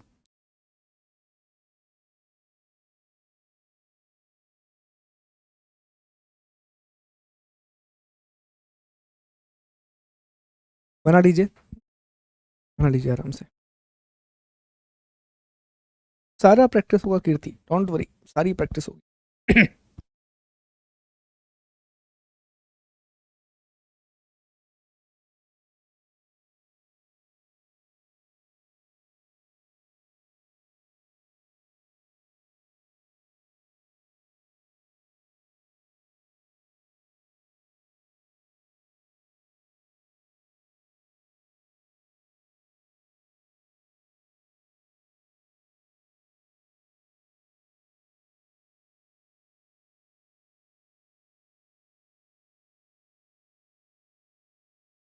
ठीक है, आप उसमें प्रमुख नदी घाटी परियोजना ऐड कर सकते हैं। अर्चना आप कंफ्यूज हो रहे हो, देखो हमने बस वो डायग्राम बनाया है, यहाँ देखो ना अर्चना, आप इस चीज को, मुझे लग रहा था कि ये कंफ्यूजन आ सकता है आपके दिमाग में, आप ये देखो,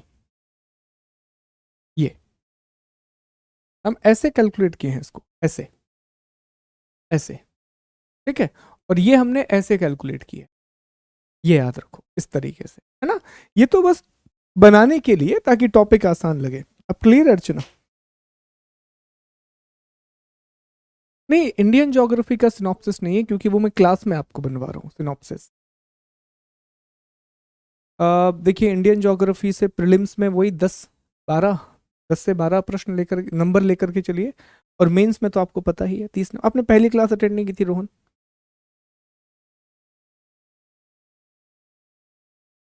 हाँ, बिल्कुल बिल्कुल। अभी वर्ल्ड मैपिंग नहीं देखी तो कोई बात नहीं, अभी ये कर लो। जरूरत भी नहीं है प्रियंका, हमने पहली क्लास में आपको बताया था कि कोई भी सोर्स नहीं पढ़ना है आपको। बाकी ऑनलाइन ऑर्डर कर लो, ऑनलाइन सब कुछ मिल जाता है। गुहार मोती लिखिए, गुहार मोती। नीलेश, अभी बस अपलोड हो जाएगा वो, आज में, आज या कल में, ठीक है।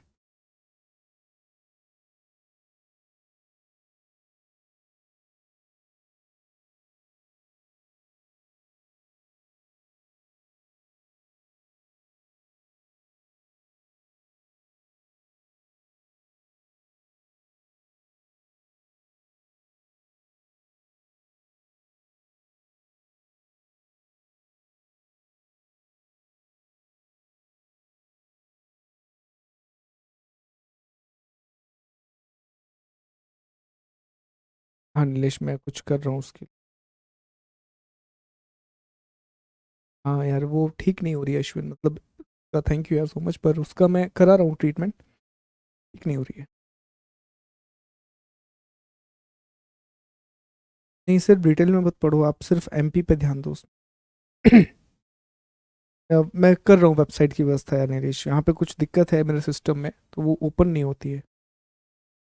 नहीं अमित, आपको उतनी डिटेल किताब नहीं पढ़नी है दोस्त, जो मैं पढ़ा रहा हूँ वो सफिशिएंट है, ठीक है। आप दूसरे विषय पर फोकस कीजिए, इसमें इतना ही पढ़िए।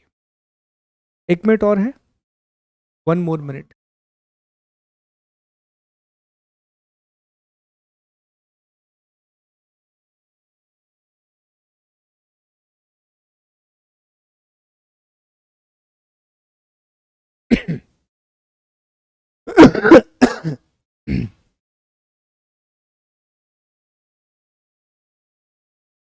यहीं पर एक डॉक्टर हैं, पोनिकर डॉक्टर।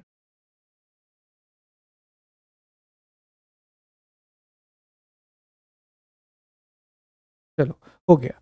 तो अब मैं उम्मीद करूंगा कि आप सभी लोगों ने ये लिख लिया है, ये सारी चीजें आपको याद रखना है, ठीक है। कहानी के फॉर्म में याद रखिएगा, दूरी वगैरह ये सारी चीजें नहीं भूलेंगे। अच्छा, अब एक छोटी सी बात और हम डिस्कस करते हैं, फिर हम टॉपिक को आगे बढ़ाएंगे। ध्यान देना, अभी एक अच्छा प्रश्न पूछा गया, एक प्रश्न है, पहले आप आंसर करना। रिसेंटली मैं पीएससी का नाम बोल रहा हूँ, पीएससी में एक प्रश्न आया कि भारत के अक्षांशीय और देशांतरीय विस्तार का अंतर कितना है। प्रश्न ये है कि भारत के अक्षांशीय और देशांतरीय विस्तार का अंतर कितना है। What is the difference, what is the latitudinal and longitudinal difference of India. पहला ऑप्शन मैं दे दे रहा हूं आपको, 45 डिग्री। दूसरा ऑप्शन 27 डिग्री है, मुझे ऑप्शन याद नहीं है, मैं बस बता रहा हूँ, 30 डिग्री। और निर्धारित निर्धारित नहीं किया जा सकता, can not be determined, can not be determined, can not be determined. चलिए बताइए क्या जवाब होगा। Thank you. क्या जवाब होगा इसका?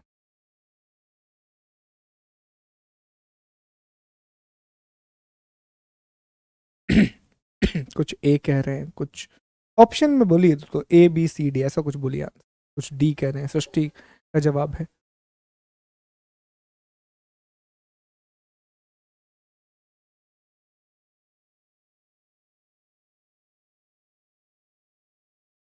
बहुत बढ़िया, क्या बात है, कैन नॉट बी डिटरमाइन।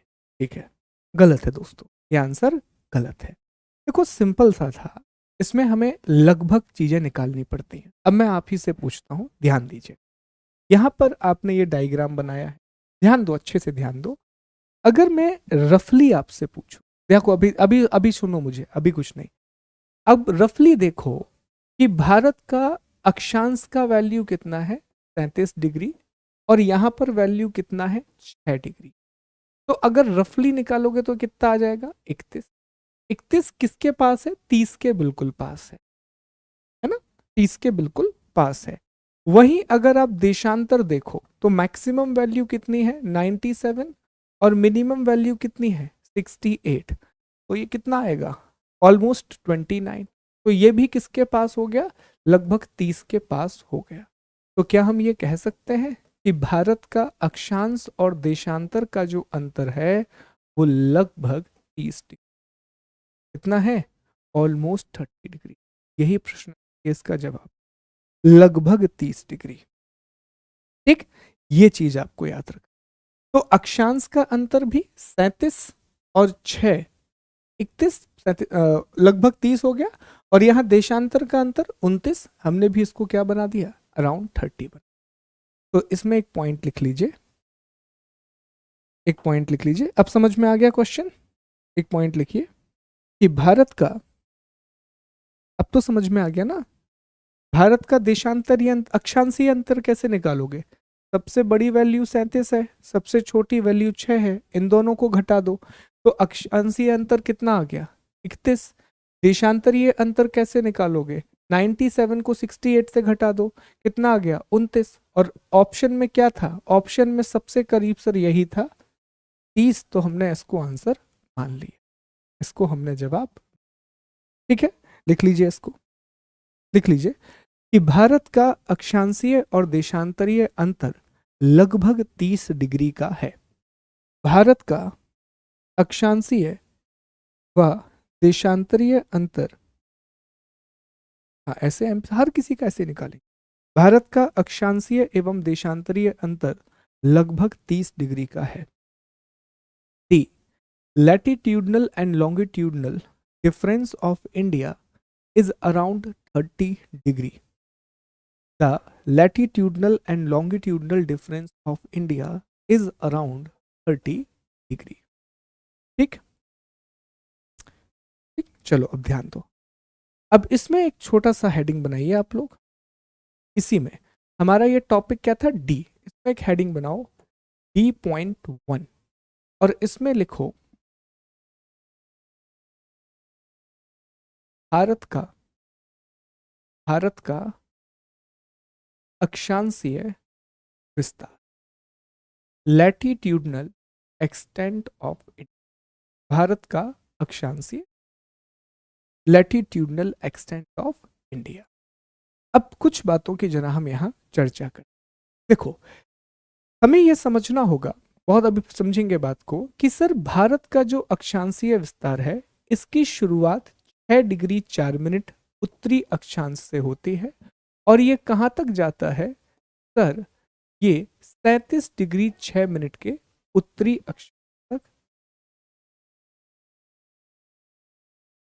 जाता है। 6 डिग्री 4 मिनट के उत्तरी अक्षांश से शुरू होता है और 37 डिग्री 6 मिनट के उत्तरी अक्षांश तक ये जाता है। तो क्या इसी बीच से एक इंपॉर्टेंट लाइन निकलेगी which is 23.5 degree northern latitude, और इसी को हम क्या करें। ठीक है, तो क्या हम ये कह सकते हैं, दिस इज फैक्ट, कि हाँ सर भारत से कर्क रेखा निकलेगी, इंडिया से कर्क रेखा जरूर पास होगी।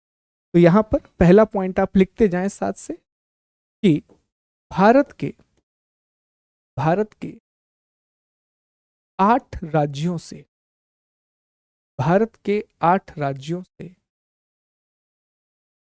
कर्क रेखा गुजरती है।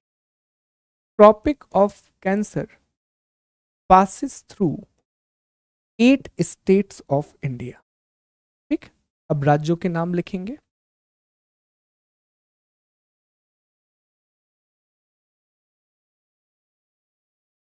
गुजरात, इसके बाद राजस्थान, और राजस्थान में लिखेंगे आप न्यूनतम, ठीक। इसके बाद मध्य प्रदेश लिखेंगे अधिकतम, ठीक। मध्य प्रदेश के बाद आएगा छत्तीसगढ़, इसके बाद आएगा झारखंड, फिर आएगा वेस्ट बंगाल, फिर त्रिपुरा, और फिर आएगा मिजोरम।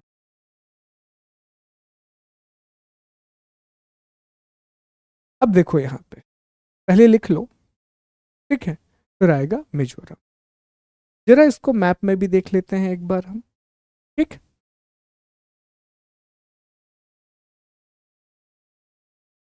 ये देखो, सबसे पहले कहां से जा रही है ये रेखा, गुजरात, इसके बाद राजस्थान का थोड़ा सा इलाका, मध्य प्रदेश सबसे ज्यादा गुजरती है फिर छत्तीसगढ़ के उत्तरी भाग से, झारखंड के भी ऑलमोस्ट 20 से, वेस्ट बंगाल के भी ऑलमोस्ट 20 से, त्रिपुरा, और फिर ये मिजोरम। तो ये 8 राज्यों से होकर के गुजरती है, 8 स्टेट्स से होकर के जाती है। अब सवाल क्या बनने लगे हैं सुनिए।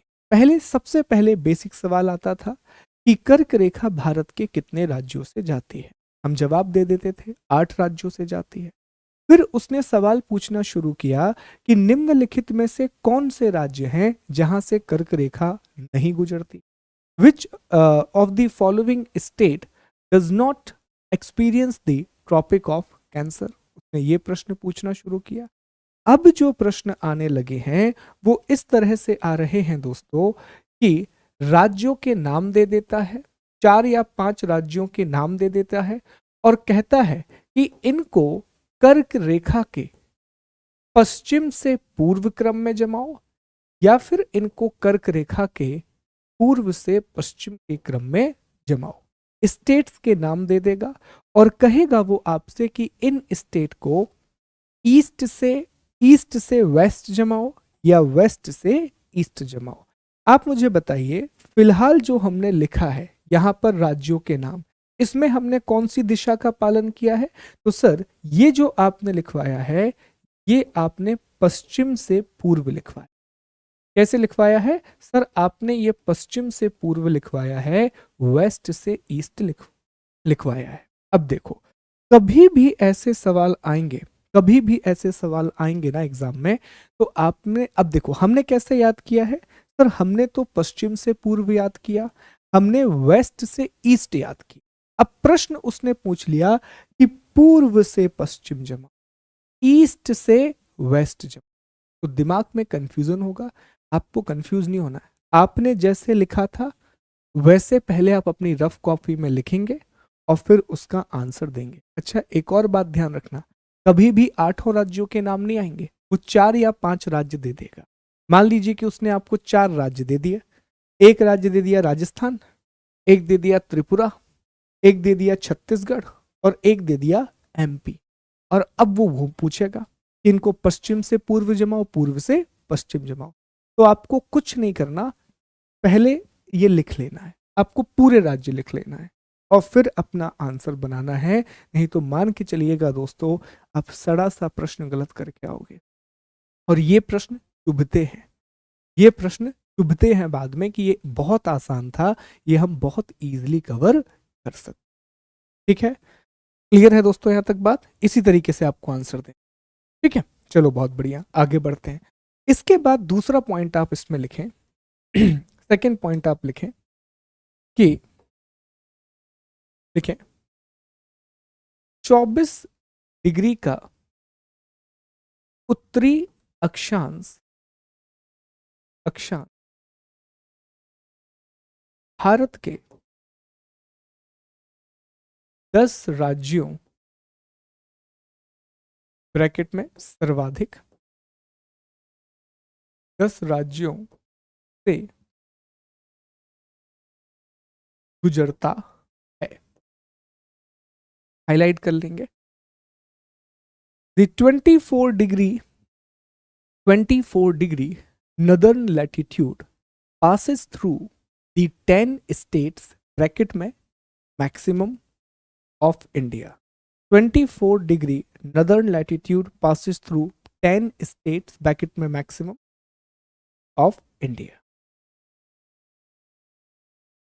ठीक, क्लियर है? ये जरूर लिख लीजिएगा। ये प्रश्न पूछा गया है कि सबसे ज्यादा भारत में कौन से राज्यों से, मतलब अक्षांश, सबसे ज्यादा राज्यों को काटने वाली अक्षांश रेखा कौन सी है? 24 डिग्री का। ठीक, अब तीसरा लिख लें, अभी लिख लीजिए, बाद में हम समझेंगे। भारत की जलवायु, क्लाइमेट ऑफ इंडिया। अभी बस लिखेंगे, बाद में जब हम जलवायु पढ़ेंगे तो हम ये समझाएंगे आपको। उष्ण कटिबंधीय मानसूनी, मानसून जलवायु, इंग्लिश में tropical, tropical monsoon climate, tropical monsoon climate. नहीं, राज्यों के नाम आप चाहें तो एक बार सर्च कर लीजिएगा। ठीक है, आप लोग चाहें तो सर्च कर लीजिएगा एक बार राज्यों के नाम, सर्च कर लेना देख लेना कौन कौन से राज्य हैं। इतना ये फैक्चुअल चीजें हैं, कई बार ये जो फैक्चुअल चीजें होती है ना, जैसे मान लो हमने क्लास में नहीं लिखी तो आप बाजू में जगह तो छोड़ ही रहे हैं, तो क्लास के तुरंत बाद 2 मिनट की मेहनत करके सर्च करके लिख लेंगे। ठीक, ओके। अब देखो ये जो चीजें हैं ना दोस्तों, आपने मैंने शुरू में आपको एक बात बताई थी ना कि ये डिफरेंस हो जाता है। कई बार ना हम हर चीज के लिए रिलाई नहीं कर सकते। ये खुद से सेल्फ, जिस दिन आपको मेहनत की आदत पड़ जाएगी ना, सेल्फ स्टडी की आदत, कि सर ने ये बताया है, ये हम खुद कर लेंगे, उस दिन आप मान के चलें कि बहुत जल्दी जल्दी आपका सिलेबस कम। जैसे वो लिस्ट जो मैंने आपको दी, पीडीएफ जो आपको दिया, अगर वो आपने सच में कंप्लीट कर ली बहुत ईमानदारी से, आप 15 से 20 नंबर लेकर के आएंगे प्रीलिम, बहुत अच्छे तरीके से। और टीचर्स तो आपको पढ़ाएंगे ही पढ़ाएंगे, शिक्षक तो आपको वो पढ़ाएंगे ही। ठीक, तो बहुत बढ़िया, ऐसे मेहनत करते चलो, आगे बढ़ते चलो। चलिए आगे बढ़ते हैं, एक पॉइंट और फिर हम क्लास को खत्म करेंगे। अगला लिखिए, D.2, भारत का देशांतरीय विस्तार, भारत का देशांतरीय विस्तार, longitudinal extent of India, longitudinal extent of India.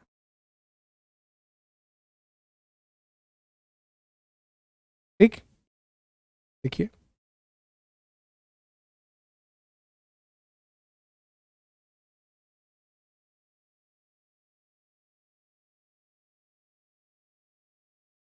चलो लिख लिया आपने अब ध्यान दें आप समझिए इस बात, इस मसले को समझे जरा।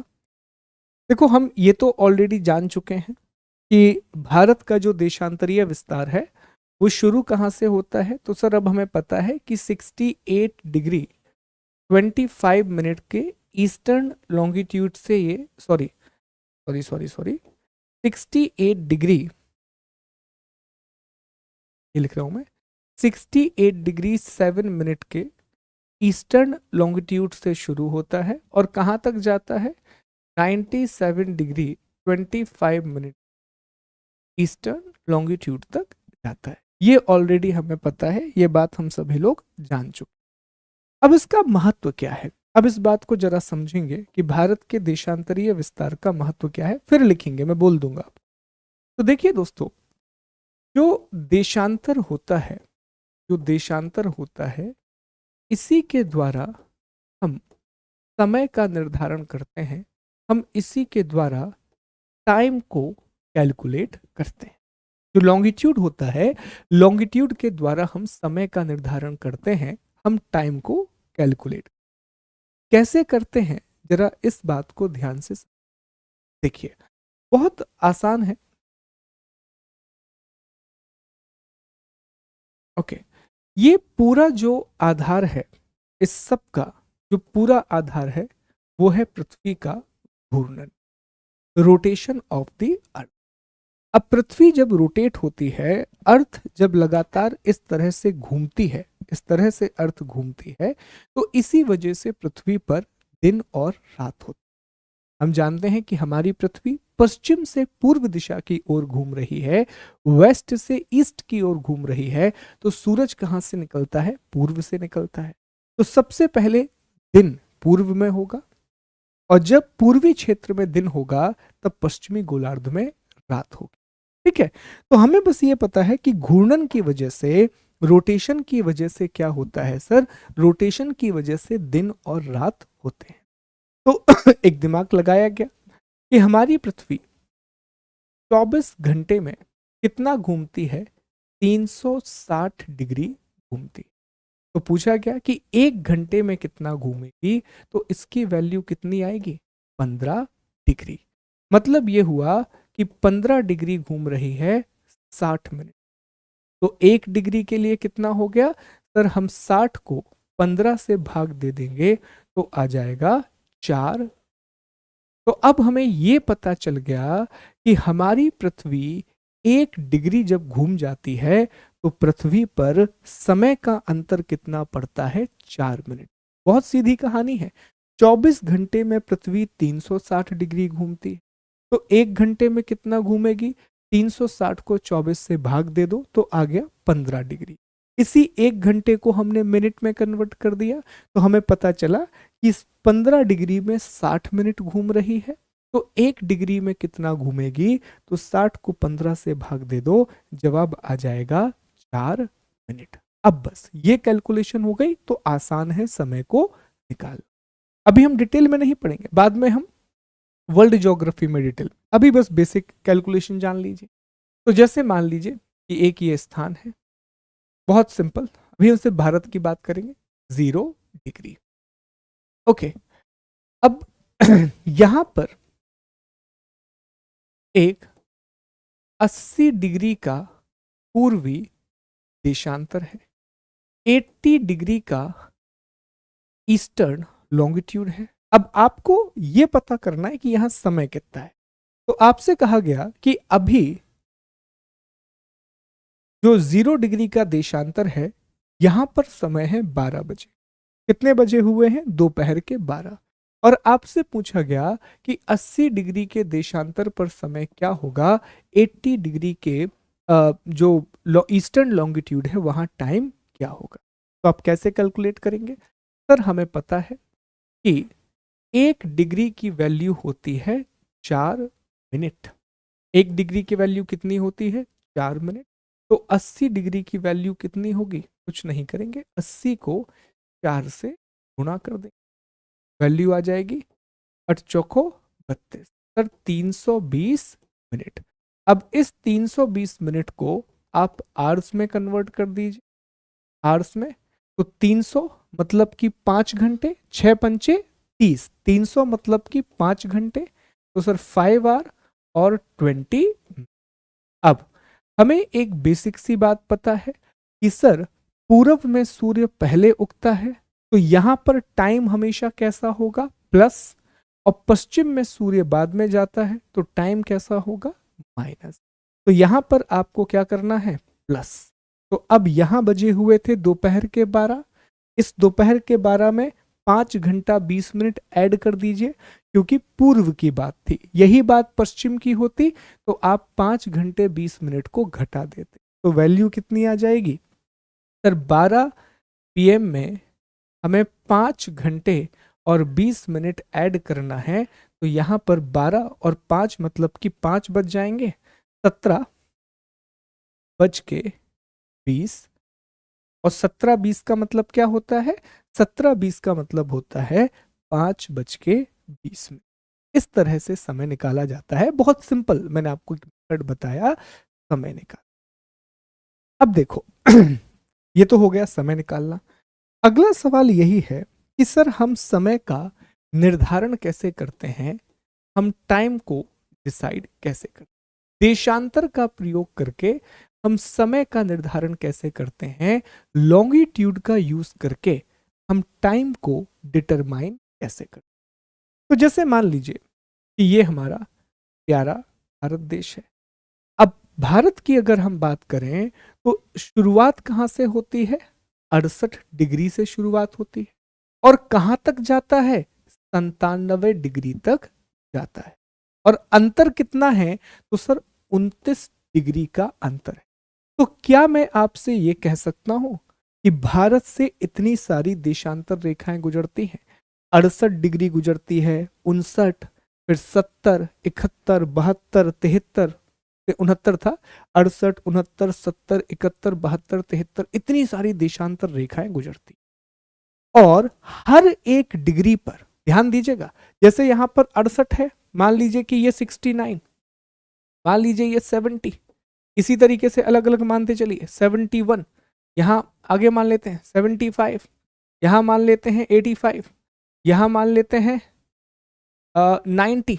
इस तरह से बहुत सारी रेखाएं हैं, इस तरह से बहुत सारी लाइन है जो यहां पर आप देख रहे हैं और हर डिग्री पर समय बदल रहा है।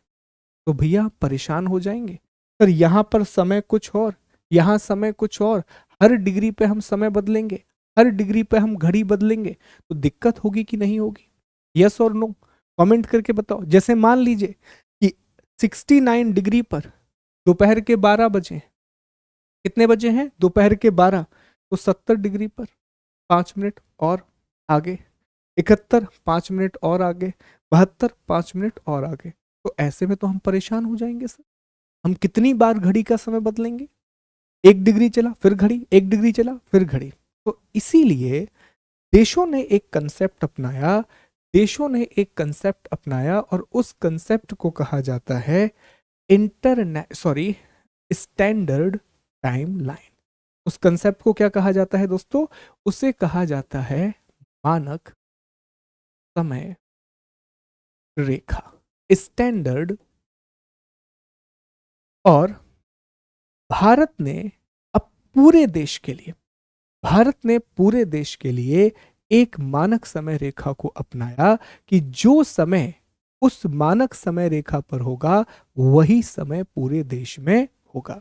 तो भारत ने सारी चीजों का अध्ययन किया और भारत ने पाया कि जो 82.5 डिग्री का, 82.5 डिग्री का पूर्वी देशांतर है, ईस्टर्न लॉन्गिट्यूड है, ये भारत के ऑलमोस्ट बीच से गुजरता है। ठीक है, भारत के ऑलमोस्ट बीच से गुजरता है, हर स्थान की दूरी बहुत ज्यादा नहीं है यहां से। तो 82.5 डिग्री के पूर्वी देशांतर को भारत ने अपनी मानक समय रेखा बनाया। मानक समय रेखा का अर्थ यह है, स्टैंडर्ड टाइमलाइन का मतलब यह है कि जो समय 82.5 डिग्री के पूर्वी देशांतर पर होगा वही समय पूरे भारत में माना जाएगा, वही पूरे इंडिया में माना जाएगा। अब एक बात जरा ध्यान से समझिए, सवाल दो आपके दिमाग में आएंगे कि सर भारत में तो एक ही स्टैंडर्ड टाइमलाइन है, लेकिन हमने ये भी सुना है कि अमेरिका और रूस जैसे देशों में 11-11 टाइम जोन है, 11-11 स्टैंडर्ड टाइम। ऐसा क्यों? तो देखिए दोस्तों, मानक समय रेखा निर्भर करती है इस बात पर कि किसी भी देश की चौड़ाई कितनी है, किसी देश की विड्थ कितनी। और चौड़ाई को ही हम क्या बोलते हैं? पर चौड़ाई को ही हम देशांतरीय विस्तार बोलते हैं, विड्थ को ही हम लॉन्गिट्यूडनल एक्सपेंशन बोलते हैं। तो अमेरिका और रूस को जब आप देखते हैं तो इनकी चौड़ाई बहुत ज्यादा है, इनका जो एक्सपेंशन है वो बहुत ज्यादा है। आप देखें तो इनकी चौड़ाई, इनकी जो विड्थ है वो एक्सट्रीम लेवल पर है दोस्तों। ये देखिए, ये वाला एक नक्शा है, यहां पर इस मैप में अगर आप देखें, ये देखें तो ये रशिया है। अब मान लें कि रूस जैसे बड़े देश के लिए और अमेरिका जैसे बड़े देश के लिए आपने एक ही समय रेखा रख दी तो समस्या हो जाएगी। मान लीजिए आपने कहा कि सर बीच से जो रेखा गुजर रही है वो पूरे रूस के लिए एक ही टाइम जोन के लिए काम करेगी, नहीं काम करेगा, क्योंकि बहुत ज्यादा चौड़ाई है, समय में बहुत बड़ा अंतर पैदा होता है, बहुत बड़ा डिफरेंस पैदा होता है। 5-5 घंटे का अंतर है दोस्तों समय में। तो फिर आप एक समय रेखा नहीं रख सकते, आपको मल्टीपल स्टैंडर्ड टाइमलाइन रखना होगा। तो ये जो मानक समय रेखा है ये किस पर निर्भर करती है? देशांतरीय विस्तार पर या देश की चौड़ाई पर। क्योंकि भारत की चौड़ाई बहुत ज्यादा नहीं है, बहुत ज्यादा इंडिया का एक्सपेंशन नहीं है, सिर्फ 23 डिग्री का अंतर है, सिर्फ 30 डिग्री का ही डिफरेंस। इसीलिए भारत ने एक मानक समय रेखा को चुना। एक और बात मैं आपको बताता हूं कि देशों के बीच में एक समझौता है।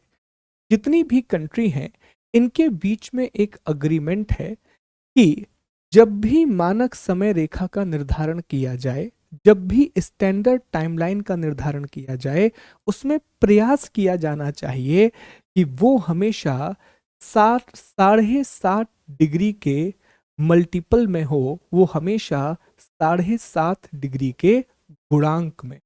ये समझौता है, इंटरनेशनल अग्रीमेंट है देशों के बीच में कि जब भी आप स्टैंडर्ड टाइमलाइन बनाएं, प्रयास करें कि वो 7.5 डिग्री के गुणांक में हो, वो 7.5 डिग्री के मल्टीपल में हो। तो अगर आप देखेंगे कि जो 82.5 डिग्री भारत ने चुना है, वो 7.5 डिग्री का 11 से आप गुणा करेंगे तो वैल्यू लगभग इतनी, 7.5 इंटू 11 करेंगे तो ऑलमोस्ट इतनी वैल्यू आपको मिल जाएगी। ठीक, तो यहां पर मैंने आपको दो बातों का जवाब दिया है।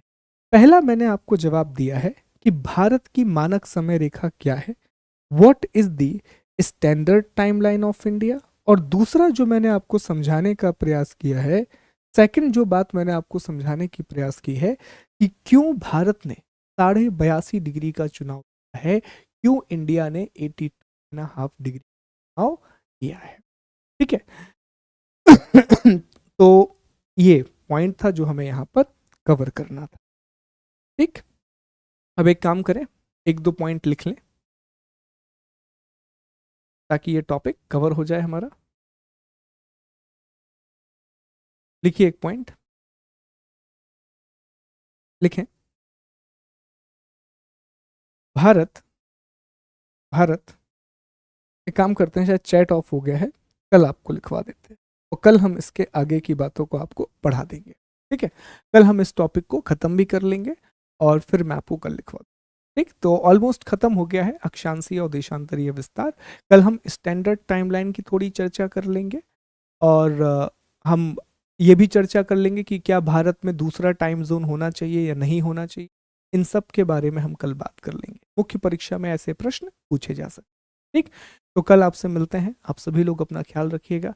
Take care, God bless you. जय हिंद, जय भारत। मैं उम्मीद करूंगा कि आपको यह क्लास समझ में। थैंक यू दोस्तों, गॉड ब्लेस यू।